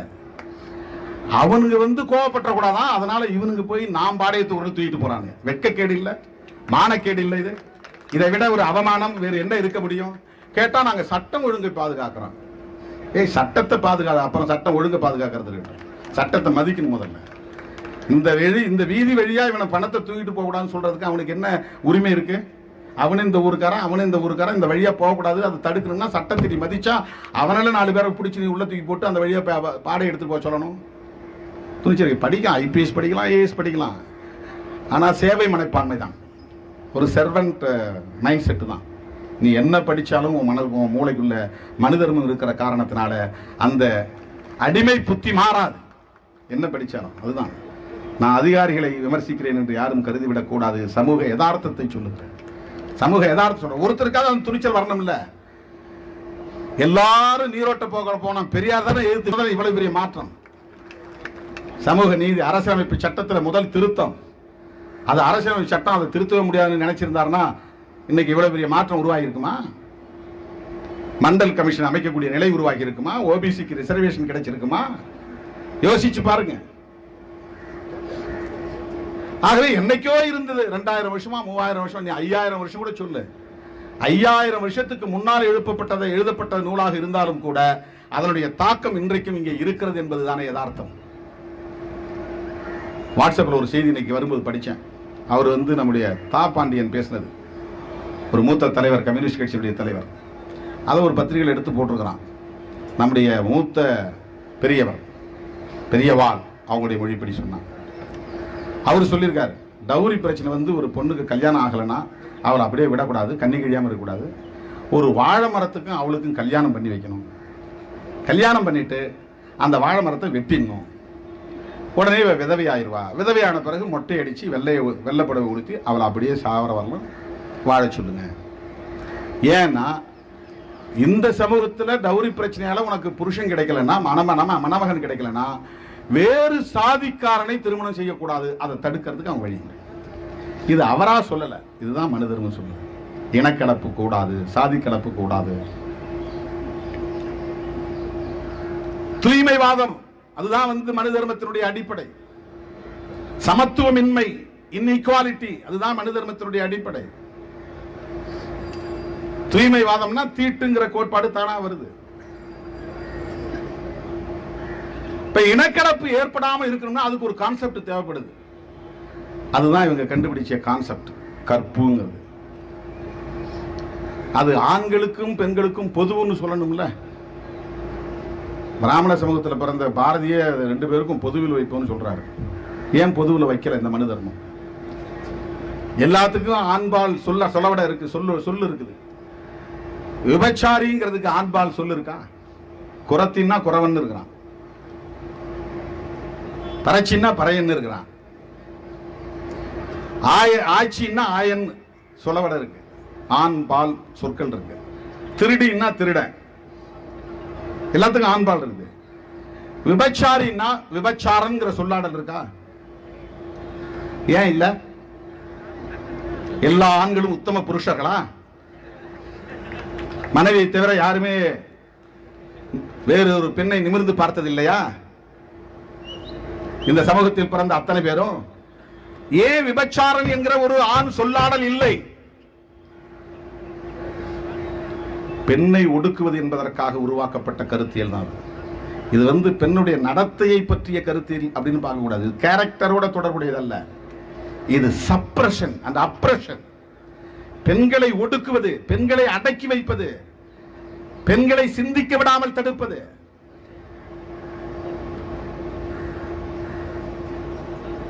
திட்டமிட்டே உருவாக்கப்பட்ட ஒரு கருத்தியல் இது, பரப்பப்பட்ட ஒரு கருத்தியல் இது. மன்னனா இருந்தாலும், ஒரு சாதாரண கூலி தொழிலாளியா இருந்தாலும், தினந்தோறும் அவன் மனசுல படக்கு வதக்கு வதக்கு வதக்கு அடிச்சுக்கிறது. பொண்டாட்டி எங்க போனாலோ, யாரை பார்த்தாலோ, எவனை பார்த்தாலோ, எங்க சிரிச்சாலோ, யார்கிட்ட பேசினாலோ, செல்போன் யாருக்கு மெசேஜ் போட்டாலோ. ராமனுக்கே அந்த புத்தி இருந்தது, சந்தேக புத்தி. ராமாயணத்தில் இருக்க. இப்ப ராமனுக்கே இந்த எண்ணத்தை உருவாக்கியது எது? ஆண்கள் அத்தனை பேருக்கும் 100 விழுக்காடு ஒரு ஃபியர் சைக்காலஜி இருக்குது, ஒரு போபியா. பெண்களை பற்றிய ஒரு போபியா இருக்கு. என்னன்னா, எப்போதும் அவளை கண்காணிச்சுக்கிட்டே இருக்கணும். அவன் நம்மளோட தான் இருக்கிறாளா, நம்மளோட தான் இருக்கிறாளா, நம்மளோட தான் இருக்கிறாளா, வெளியே அனுப்புறது. இவ்வளவு மோசமான ஒரு உளவியலை இந்த சமூகத்தில் சமூக உளவியலாக கட்டமைத்தது எது? ராவணனோடு அசோகவனத்தில் தங்கியிருந்த சீதை கற்புள்ளவளாக இருந்திருப்பாளா என்கிற சந்தேகத்தை ராமனுக்கு ஏற்படுத்தியது எது?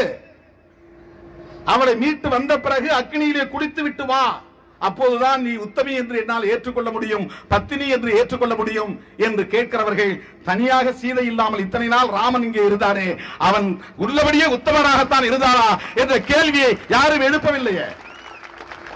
சீதை இல்லாமல் இருந்த காலத்தில் ராவணன் என்ன செய்து கொண்டிருந்தான்?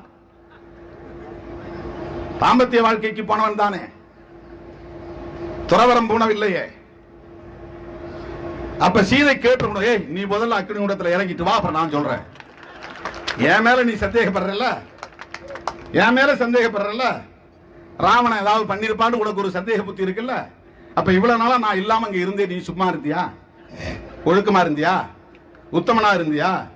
யாரையுமே பார்க்கலையா நீ? அப்ப சீதை கேட்டிருந்தா சரி. இந்த வாதத்தை குதர்க்கவாதம் என்கிறார்கள். இது பெரியார் வாதம், இதுதான் புரட்சியாளர் அம்பேத்கர் வாதம், இதுதான் பகுத்தறிவு வாதம், இதுதான் சமத்துவவாதம், ஜெண்டர் ஈக்குவாலிட்டி. இது குதர்க்கவாதம் அல்ல, சமத்துவவாதம். மனு தர்மத்தை விளக்குவதற்காக எழுதப்பட்ட காப்பியம் தான் ராமாயணமும் மகாபாரதமும். அதுல அவங்க நினைச்சா விபச்சாரத்தை தளர்த்திக் கொள்வார்கள். சத்தியவதி புருஷன் நினைக்கிற விசித்திர வீரியன். நான் மகாபாரதம் அதிகமா படிக்கிறது இல்லை, ஏன்னா அதுக்குள்ள போகவே கூடாது, நம்ம மைண்ட் கரப்ட் ஆகக்கூடாதுன்னு அதெல்லாம் பார்க்கறது கிடையாது. படிக்கக்கூடாது, கேட்கக்கூடாதுன்னு அதெல்லாம் பார்க்கறது இல்லை. அவ புருஷன் செத்துறான். ஒருத்தர் அவளுக்கு 3 அம்பிகா அம்பாலிகா 2 பேரை கட்டி வைக்கிறாங்க மருமகள். அவங்களுடைய புருஷன் தான் நினைக்கிறேன் விசித்திர வீரியன்.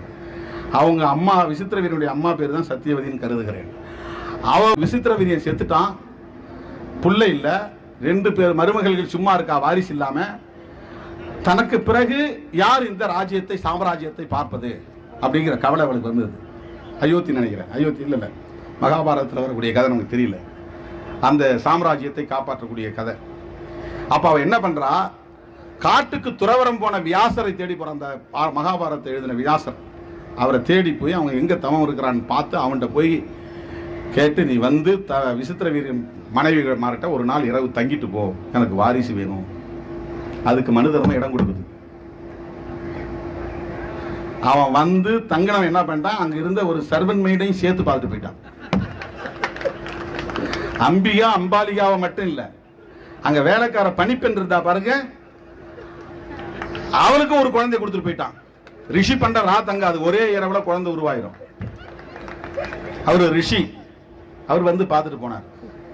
அவங்களுக்கு அந்த வியாசனுக்கு பிறந்த அம்பிகாவுக்கும் அம்பாலிகாவுக்கும் அந்த வேலைக்கார பணிப்பெண்ணுக்கும் பிறந்தவங்க தான் திருதராஷ்டிரன், பாண்டுரங்கன், விதுரன், இந்த 3 பேரும்.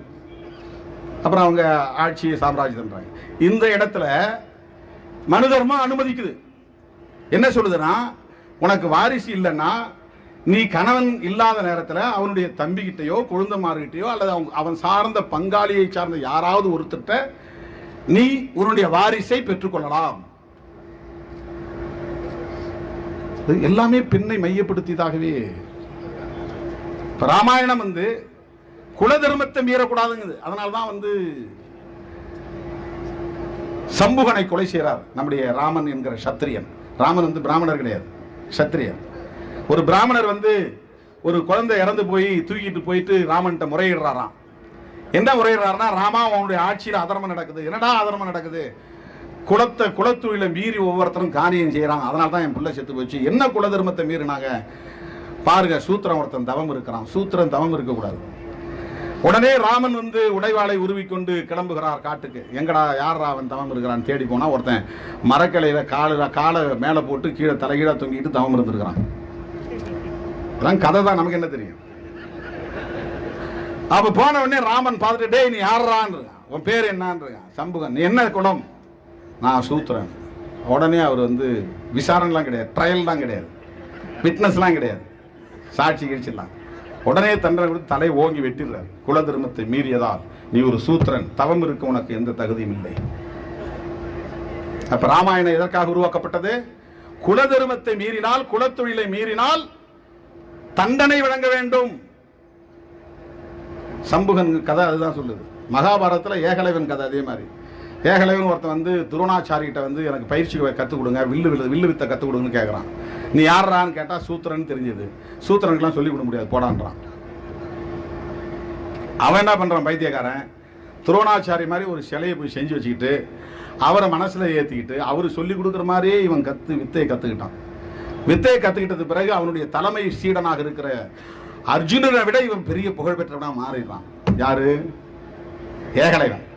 இது தகவல் தெரிஞ்சு யார் அவனை தூக்கிட்டு வாங்கடான்றான். தூக்கிட்டு போய் விடுறாங்க. இவன் அடடா மறுபடியும் சந்திக்கிற ஒரு வாய்ப்பு கிடைச்சது. துரோணாச்சாரி காலில் விழுந்து வணங்கி ஆசீர்வாதம் பெறான்.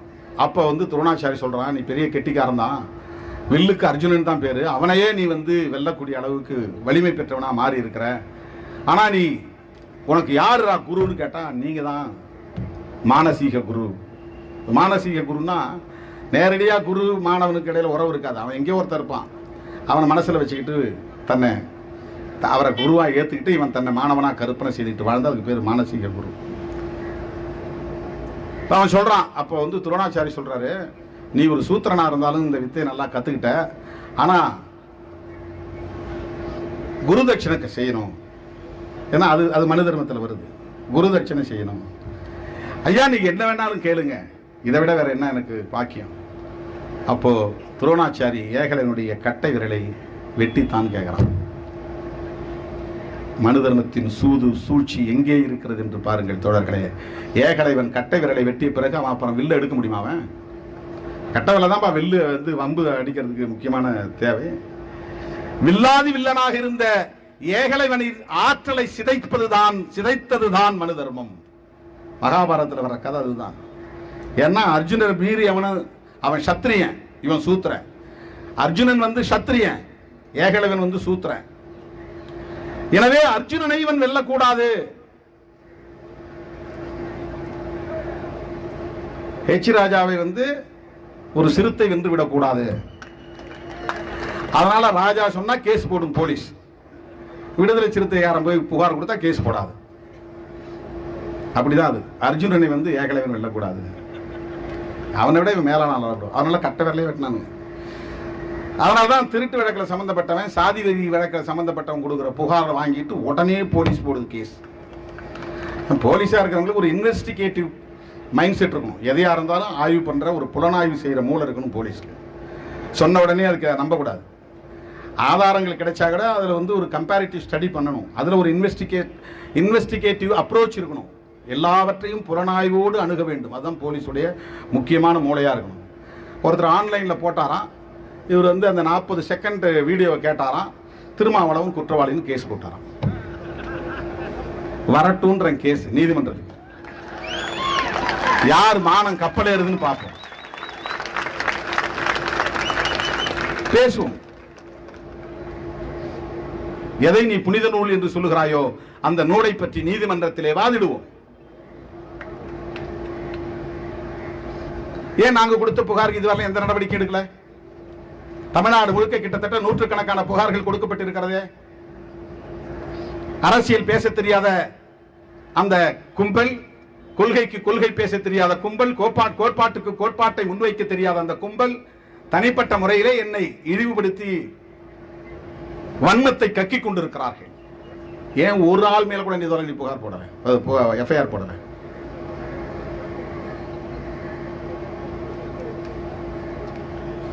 காவல்துறையின் மெத்தனம் உள்ளபடியே வேதனைக்குரியது. அதனால தான் டிஜிபி பார்த்தேன். நீங்க வந்து very very good genuine officer.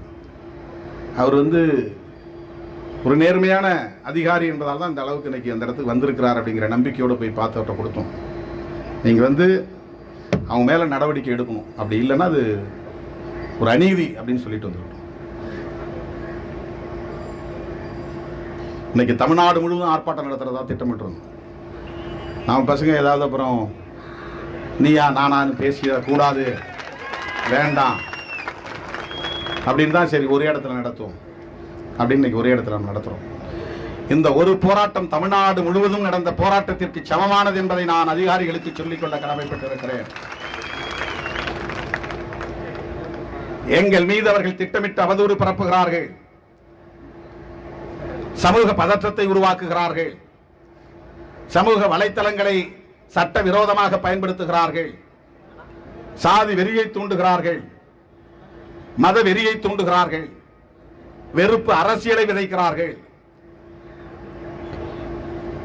அவர்கள் மீது வழக்கு பதிவு செய்து உரிய நடவடிக்கை எடுக்க வேண்டும் என்று விடுதலை சிறுத்தைகள் வலியுறுத்துகிறது.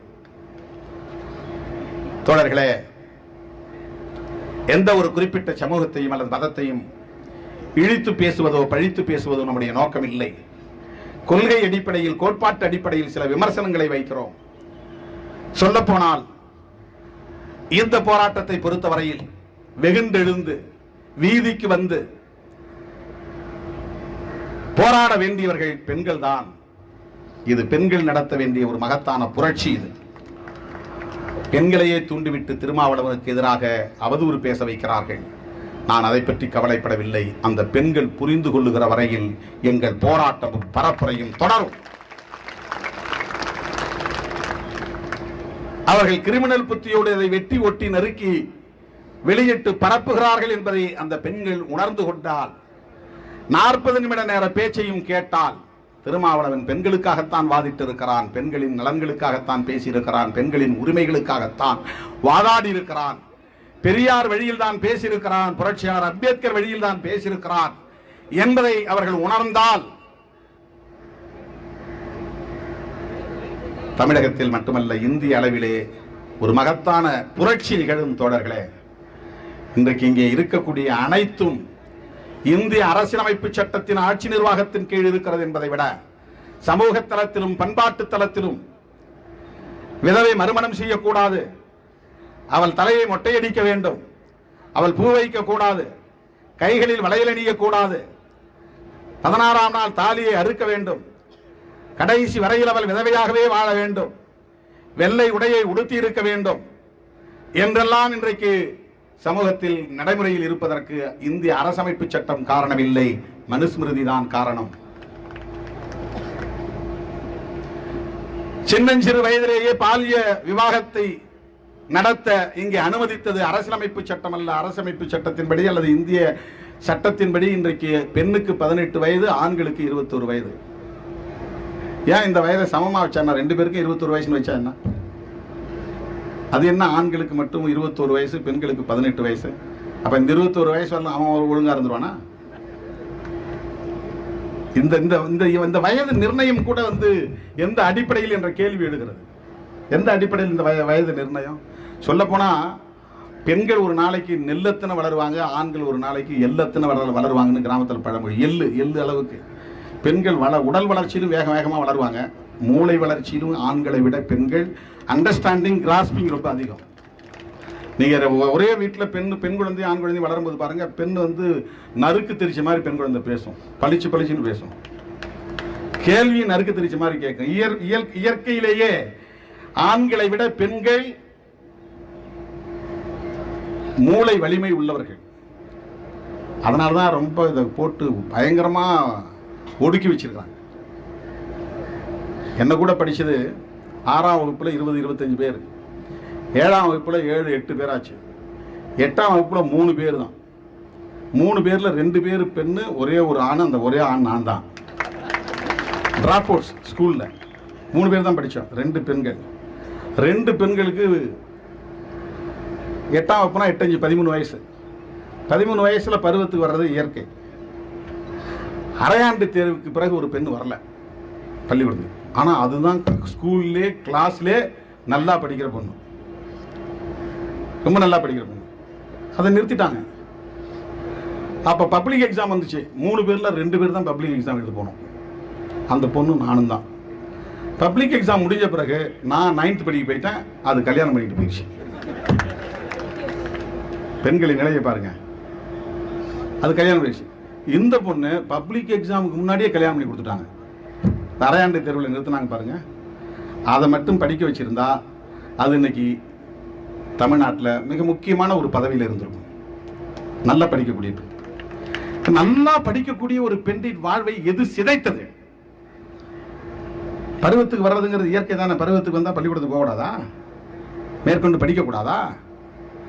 பருவத்துக்கு வந்த பிறகு பிறந்த வீட்டில் இருக்கக்கூடாதா? அது பல்கலைக்கழகம் வரையில போகட்டும், போய் படிக்கிற வரையிலும் படிக்கட்டும், அதுக்கு பிறகு கட்டி கொடுக்கலாமே. ஆனா என்ன ஒரு மைண்ட் செட்டை உருவாக்கிட்டான்னா, என்னைக்கா இருந்தாலும் அவனுக்கு அது பிடிச்சிதானே கொடுக்க போறோம், பிடிச்சி கொடுக்குற பொண்ணுக்கு எதுக்கு செலவு பண்ணணும்? ஆனா மக்கு பயலா இருப்பான், ஒரே கிளாஸ்ல 5 வருஷம் கிடப்பான், 8ஆவதுல 8 தடவை ஃபெயில் ஆவான். அவனுக்கு டியூஷன் வச்சு படிச்சு கொடுத்துருவான். அவன் கேட்கறதெல்லாம் வாங்கி கொடுப்பான். அவனுக்கு 2 வீலர் வேணும்னா 2 வீலர் வாங்கி கொடுத்துருவான். சினிமா போகணும்னா சினிமாவுக்கு காசு கொடுப்பான். எப்படியாவது படிச்சிடறான்பான்.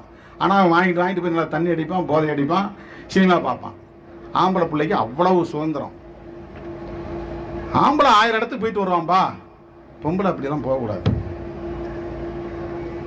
எங்க போனாங்கன்னா ஆம்பளை பிள்ளை யாரும் கேட்க மாட்டாங்க. பொம்பளை பிள்ளை நடமாடுறது தெரியணுங்கிறதுக்காக காலில் கொலுசு போட்டு விட்டுருவான், செல். அது எதுக்குன்னா மருமகள் கட்டுறதா இருந்தாலும் மகள் கட்டுறதா இருந்தாலும் பொம்பளை பிள்ளைங்க நடமாட்டத்தை கண்காணிக்கிறதுக்காக தான் காலில் கொலுசு. அது சலங்க போட்ட கொலுசு. அது இந்த புது பொண்ணுக்கெல்லாம் கட்டாயமா சலங்க போட்ட கொலுசு தான் இருக்கும். அவங்க மாமனார் மாமியாருக்கு நடமாடிக்கிட்டு இருக்கிறது தெரிஞ்சுக்கிட்டே இருக்கணும், காதில் விழுந்துட்டே இருக்கணும். சலங்கை சத்தம் கேட்கலன்னா மருமகள் ஆளை காணுமே தேட ஆரம்பிச்சிருவாங்க. இந்த சமூகம் எப்படி இருக்கு பாருங்க. பெண்களை ஒடுக்கி வைப்பதற்கான கருத்தியல், ஒடுக்குமுறை வடிவங்கள். ஆண்களை முழுக்க நிறுத்திட்டு பெண்களையே ஒரு 10 வருஷத்துக்கு படிக்க வச்சா போதும், நாடு புரட்சியை உருவாக்கும். பெண்கள் மட்டும் இந்தியா முழுவதும் எல்லா எஜுகேஷன்லயும் பெண்களுக்கு மட்டும் 100% ரிசர்வேஷன். பெண்கள் மட்டும்தான். ஒரு 10 ஆண்டு ஒரு தலைமுறை இந்தியாவை புரட்டி போடுகிற தலைமுறை உருவாகிவிடும். நீ பெண்களை ஒடுக்கி வச்சிருக்கிற வரலாம் தான் இந்த மனு தர்மம் அங்க காப்பாற்றப்படும். பெண்கள் படிச்சுட்டாங்கன்னா முதல்ல இதை போய் கொடுத்தக்கூடிய சமூகமே பெண் சமூகமாகத்தான் இருக்கும், மகளிர் சமூகமாகத்தான் இருக்கும். அவ்வளவு மோசமான ஒரு ஒடுக்குமுறை. அவன் சொல்றானே, இந்து பெண்கள் அந்த பெண்கள் இந்த பெண்கள் இல்ல, விமன் நேச்சர் இஸ் செட்யூசிங் மென். இங்கிலீஷ்ல அது மொழிபெயர்த்து தப்புன்னா மொழிபெயர்த்து தப்புன்னு சொல்லி நாங்க தூக்கி போட்டுறோம். ஆண்களை மயக்குவதுதான் பெண்களின் இயல்பு. புத்திசாலியா இருக்கிறவன் பொம்பளைங்களோட தனியா இருக்க மாட்டான். அது இருக்கு. தாயா இருந்தாலும் மகளா இருந்தாலும் சகோதரியா இருந்தாலும் ஒரு பெண்ணோடு ஞானம் உள்ள ஆண் தனியா இருக்க மாட்டான்.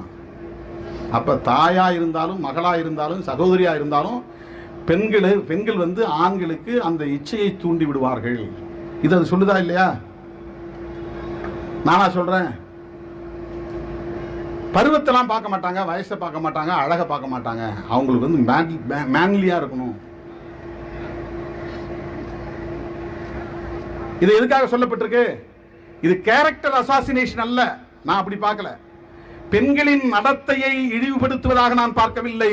பெண்களை ஒடுக்குவதற்கான உத்தி என்று நான் பார்க்கிறேன். இது வந்து ஒரு ஸ்ட்ராட்டஜி டு சப்ரஸ் விமன். பெண்களை ஒடுக்கிறது. ஏன்னா பெண்களுக்கு எதுல கோவம் வரும்னா நடத்தையை பத்தி சொல்லும் போதுதான் கோவம் வரும். அவங்களை அதை சொல்லிதான் அடக்குவாங்க, அதை சொல்லிதான் ஒடுக்குவாங்க, அதை சொல்லிதான் அவங்களை வந்து அழுத்துவாங்க. இப்ப கேரக்டர் அசாசினேஷன் ஃபார் வாட்? எதுக்காக அந்த நடத்தை பற்றி பேசுறாங்க? அவ வாய் திறந்து பேசக்கூடாது, எதிர்த்து பேசக்கூடாது, கருத்து சொல்லக்கூடாது. தாய் மாமனை கட்டிக்கணும். ஏன் எனக்கு அவனுக்கு பிடிக்கலாம் சொன்னா அப்ப நீ வேற எவனையும் மனசுல நினைச்சிட்டு இருக்கியா? இப்ப வேற எந்த வேலையாவது உனக்கு தொடர்பு இருக்குதா? ஏங்க அவன் நல்லா இல்லை, ஆள் பார்க்கறதுக்கு ஒரு மாதிரி இருக்கிறான், எனக்கு அவனுக்கும் பொருத்தமா இருக்காது, அவனை வச்சுட்டு எப்படி நான் காலம்பூரா மாரடிக்க? காலம்பூரா வாழ்ந்தாங்கணும்ல. பிறந்த வீட்டை விட்டுட்டு, அம்மாவை விட்டுட்டு, அப்பாவை விட்டுட்டு, கூட பிறந்த அண்ணன் தம்பியை விட்டுட்டு ஒரு புலம்பெயர்ந்து வாழக்கூடிய ஒரு சமூகமா இருக்குங்க பெண்கள். இது எவ்வளவு பெரிய கொடுமை பாருங்க. ஆம்பளையா பிறக்கிறவன் வீட்டுக்குள்ளே இருக்கிறான், அப்பாவோட அம்மாவோட அங்கேயே இருந்துகிட்டு இருக்கான். பொம்பளை புள்ள 12 வயசுல 13 வயசுல பிரிச்சு அதை இன்னொரு இடத்துக்கு அனுப்புறான். சம்பந்தம் இல்லாத ஏதோ ஒரு ஊருக்கு யாரோ ஒருத்தட்ட அனுப்பி வைக்கிறான். ஆனா அதையும் ஏத்துக்கிட்டு அந்த பெண்ணு போகணும். அழக்கூடாது, தேடக்கூடாது, குறை சொல்லக்கூடாது, யாரை பத்தியும் புகார் சொல்லக்கூடாது. இப்படிதான் இருக்கும். வாயை மூடிட்டு இரு, மாமனார் மாமியாருக்கு கட்டுப்பட்டு இரு, நாத்தனார் சொல்படி கேட்டுக்க. பெண் ஒடுக்குமுறை இந்த சமூகத்தில் ஒரு சமூக உளவியலாக கட்டமைக்கப்பட்டு இருக்கிறதா இல்லையா? ஆகவே ஒட்டுமொத்தமான ஒடுக்குமுறையும் ஒட்டுமொத்தமான சுரண்டலும் பெண் ஒடுக்குமுறையில் என்பதில் அடங்கி இருக்கிறது. அந்த பெண்ணை ஒடுக்குவதற்கான ஒரு கருத்தியலாகத்தான் இதை திணித்திருக்கிறார்கள். இது வெறும் நடத்தையோடு தொடர்புடையது அல்ல, ஒடுக்குமுறையோடு தொடர்புடையது. பெண்களை ஒடுக்குமுறையோடு தொடர்புடைய. நான் அந்த கண்ணகி சிலையை பார்க்கும் போதெல்லாம் அவங்க வந்து கற்பு கரசி கண்ணகி நான் பார்க்கறது இல்லை, போராளி கண்ணகின்னு தான் நான் பார்க்கிறேன். என்னுடைய பார்வையில நான் ஒரு கட்டுரை எழுதினேன் இந்தியா டுடேவில். அவளுக்கு தான் துணிச்சல். அவள்கிட்ட இருந்த சிறப்பு, அந்த கதையை கூட வச்சுக்க, காப்பியமா வச்சுக்க, என்ன வேணாலும் இருக்கட்டும், கற்பனையா கூட இருக்கட்டும். ஆனா கண்ணகி ஒரு ஆளா சிலம்பத்தை தூக்கிட்டு போறான். மன்னனா இருந்தானா எவனா இருந்தானா நேரா போனா, டேய் உனக்கு ஏதாவது அறிவு இருக்கா? ஒழுங்கா புலனாய்வு பண்ணியா? என் புருஷன் எடுத்துட்டு வந்த சிலம்பமும் நீ காணாம போன சிலம்பமும் ஒன்னா, நீ பாடுறா, ஓங்கி அடிக்கிறான். இதுல இருக்கிற பரல்களும் நீ காணாம போன சொன்ன சிலம்பத்தின் பரல்களும் ஒன்னான்னு பாடுறான். உன்ட இன்வெஸ்டிகேஷன் ப்ராசஸ் இல்ல, உன்ட இருக்கிற ஜுடிஷியல் சிஸ்டம் சரியில்லை. எவனோ சொன்னான்னு சொல் பேச்சு கேட்டுட்டு நீ வரல தண்டனை கொடுத்துற, என் புருஷனை நீ வந்து இன்னைக்கு பலி கொடுத்துட்ட.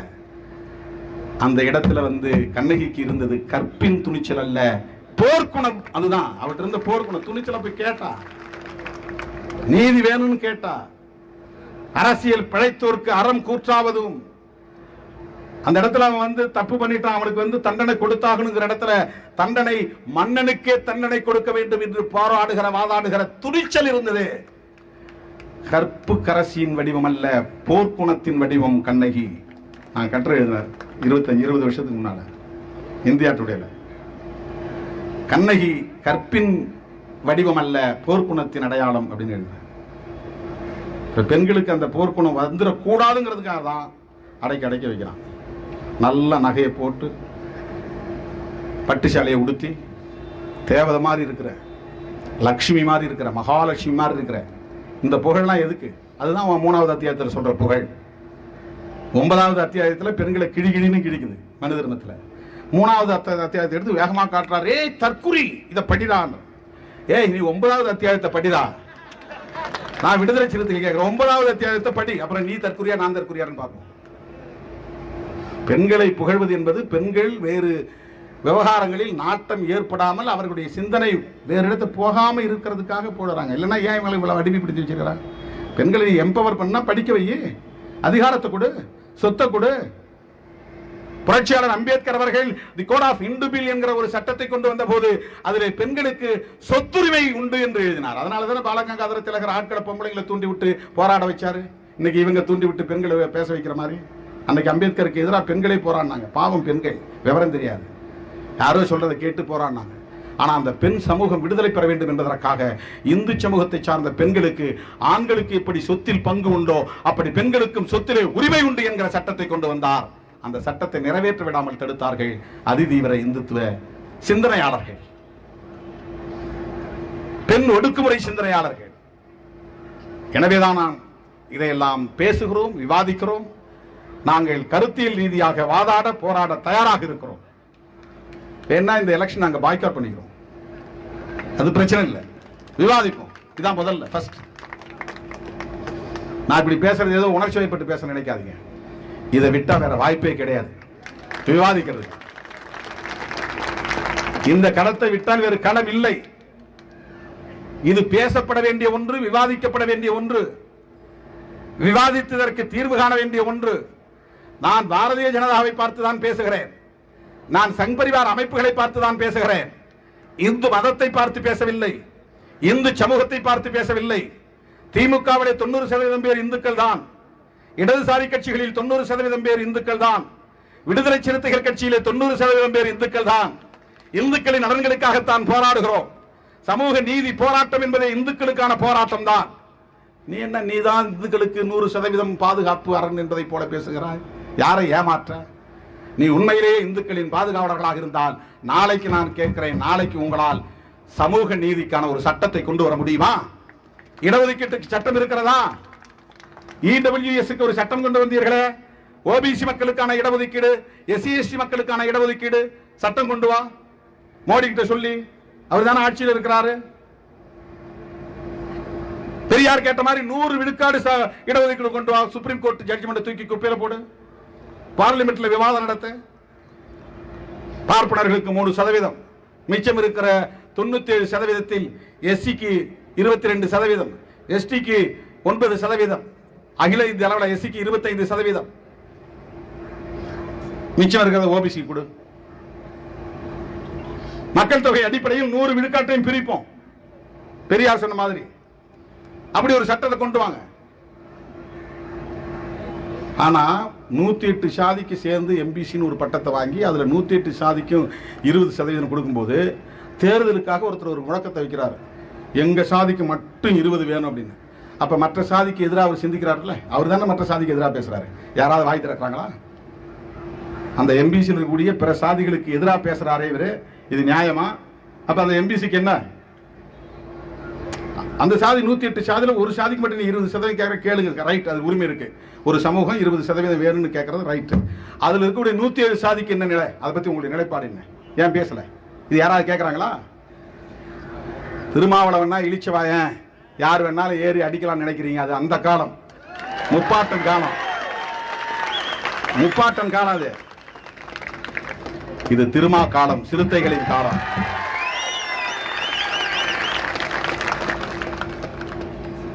சும்மா எதை வேணாலும் சமூக வலைத்தளத்தில் பரப்புனா ஓடிடுவாங்க, பின்வாங்கி பயந்துருவாங்க நினைக்காதீங்க. வாதம், நாங்கள் வன்முறையை தூண்டக்கூடியவர்கள் இல்லை. தமிழக அரசுக்கு ஒன்றை நான் சொல்லி நிறைவு செய்ய விரும்புகிறேன் தோழர்களே. தமிழ்நாட்டை வன்முறை காடாக்குவதற்கு பாஜக திட்டமிடுகிறது, வன்முறை களமாக்குவதற்கு திட்டமிடுகிறது.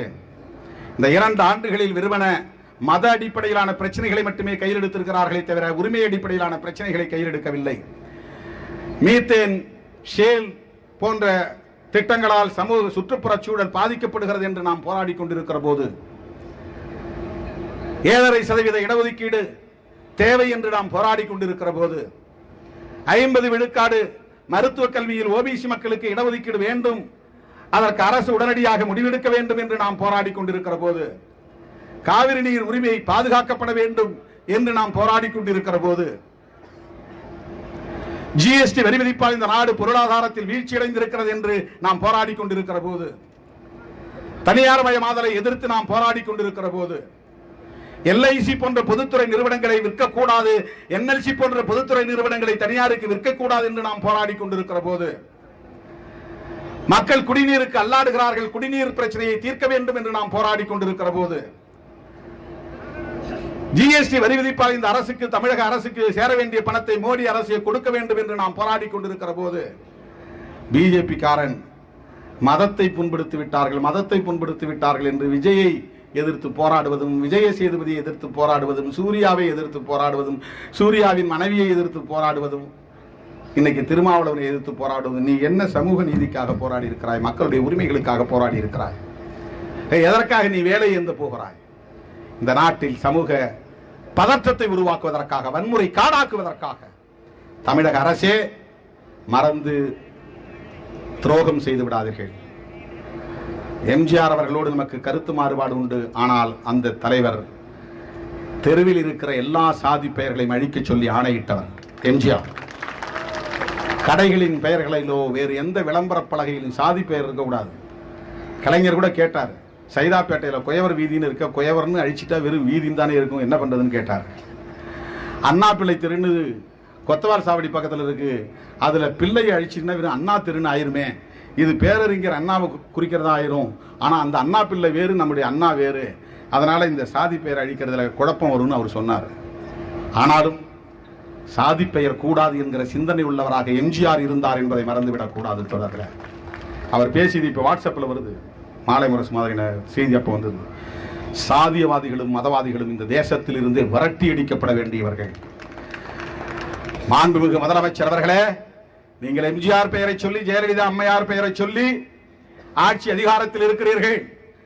ஆனால் அறிந்தோ அறியாமலோ, தெரிந்தோ தெரியாமலோ, வேண்டுமென்றோ வேண்டாம் என்றோ நீங்கள் தவறு செய்துவிடக் கூடாது. சாதியவாதிகளுக்கு மதவாதிகளுக்கு இங்கே இடம் கொடுத்து விடாதீர்கள். வேல் யாத்திரை நடத்த நீங்கள் அனுமதிப்பீர்களே, ஆனால் அது எம்ஜிஆருக்கும் ஜெயலலிதா அம்மையாருக்கும் செய்கிற மிகப்பெரிய துரோகமாகிவிடும். மிகப்பெரிய துரோகமாகிவிடும். இந்த நாட்டை அவர்கள் வன்முறை காடாக்கி விடுவார்கள். நாங்கள் சுட்டிக்காட்ட கடமைப்பட்டிருக்கிறோம். மதவெறி தூண்டி இங்கே வெறுப்பு அரசியலை விதைக்க பார்க்கிறார்கள். அதற்கு இடம் கொடுத்து விடக்கூடாது. உங்களால முடியாதுன்னா நாங்க பார்த்துக்கிறோம். நான் வீம்புக்கு பேசலங்க, வீம்புக்கு பேசல. ஏன்னா இது வாழ்வா சாவா என்கிற ஒரு போராட்டம். இது ராஜா போன்றவர்கள் அடித்தொண்டையால கத்துவதனால எல்லாம் நாம் பயந்து பில் வாங்கிட முடியாது. அவர் கத்துறதுக்கு பின்னால் அவங்க கட்சிக்காரங்க யாரும் கிடையாது.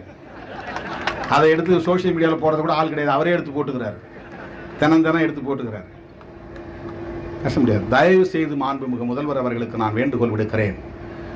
இன்றைக்கு கம்யூனிஸ்ட் கட்சிகள் அதற்கு எதிர்ப்பு தெரிவித்திருக்கின்றன. விடுதலை சிறுத்தைகள் எதிர்ப்பு தெரிவித்திருக்கிறோம். நீங்கள் அந்த யாத்திரையை ஜனநாயக பூர்வமானது என்று கருத வேண்டாம். அவங்க என்ன சமூக நீதி யாத்திரை நடத்தட்டும், சமூக நீதியை பேசட்டும். திருக்குறள் யாத்திரை நடத்த சொல்லுங்க, திருக்குறள் எடுத்துட்டு போகட்டும். முருகன் பெயரால் இந்த மண்ணில், அறுபடை வீடு முருகன் பெயரால் இந்த மண்ணில் வன்முறையை தூண்ட பார்க்கிறார்கள். இங்க ராமர் பெயர் சொன்னா எடுபடாதுன்னு உங்களுக்கு தெரியும். என்ன, இங்க ராமசாமி நாயக்கர் இருக்கிறார், அந்த ராமர் தான் இங்கே ஈடுபடும். ராமசாமி நாயக்கர் என்கிற ராமன் எதேச்சியா எங்க அப்பா பேரு ராமன் தான். நான் என்ன எல்லாம் ராமமோகனன் தான் கூடுவாங்க, ராமசாமி தான். புரட்சியாளர் அம்பேத்கர் குடும்பத்தில் எல்லாமே மகாபாரத்தில் இருக்கிற பேர் தான். அவர் அண்ணன் பேர் பலராமன், இவர் பேரே பீமன் தான். பீமன், இந்த பஞ்சபாண்டவர்கள் ஒரு பேர் பீமன் வருதுல, பீமா ராவ், பீமன் தான் மகாபாரதத்துடைய பேர் தான். மகாபாரதமும் ராமாயணமும் எந்த அளவுக்கு இந்த மண்ணில் தாக்கத்தை ஏற்படுத்தியிருக்குன்னு பாருங்க. பீமா ராவ், அவங்க அப்பா பேர் ராம்ஜி, அவரு ராமன் பிள்ளை தான். அம்பேத்கர் ராமருடைய பிள்ளை தான். தமிழ்நாட்டில் ஒரே ஒரு ராமருக்கு தான் இங்கே செல்வாக்கு, அது பெரியார் என்கிற ராமசாமிக்கு தான். அதனால அவங்க இங்க ராமர் பேரை சொன்னா எடுபடாதுன்னு திருமுருகன் பேர் எடுக்கிறாங்க. அறுபடை வீடு முருகன். தமிழ் கடவுள் எப்போதும் தமிழர்களுக்குத்தான் சாதகமாக இருப்பார். சமஸ்கிருதவாதிகளுக்கு, சமஸ்கிருதமயமாக இங்கே அரசியலை செய்யக்கூடியவர்களுக்கு ஒருபோதும் அவர் துணை போக மாட்டார். ஏனென்றால் எங்கள் முருகன் சமஸ்கிருதத்தை புரிந்து கொண்டவன் அல்ல, தமிழை அவருடைய தந்தைக்கே அவன் மந்திரம் சொல்லி கொடுத்தவன். தமிழ் கடவுள், குறிஞ்சி நிலத்து தலைவன் தமிழ் முருகன். அந்த பெயரால் இந்த மண்ணிலே கலகம் விளைவிக்க பார்க்கிறார்கள். அதற்கு இடம் தரக்கூடாது என்று நான் தமிழக அரசுக்கு வேண்டுகோள் விடுக்கிறேன். நாங்கள் சொன்ன புகார் மீது நீங்கள் நடவடிக்கை எடுக்க வேண்டும். சனாதன சக்திகள் மீது நடவடிக்கை எடுக்க வேண்டும். சட்டம் ஒழுங்கை பாதுகாக்க அவர்கள் மீது வழக்கு பதிவு செய்ய வேண்டும். இது எங்களுடைய வேண்டுகோள் என்பதை தெரிவித்து வாய்ப்புக்கு நன்றி கூறி நிறைவு செய்து விடைபெறுகிறேன். நன்றி, வணக்கம்.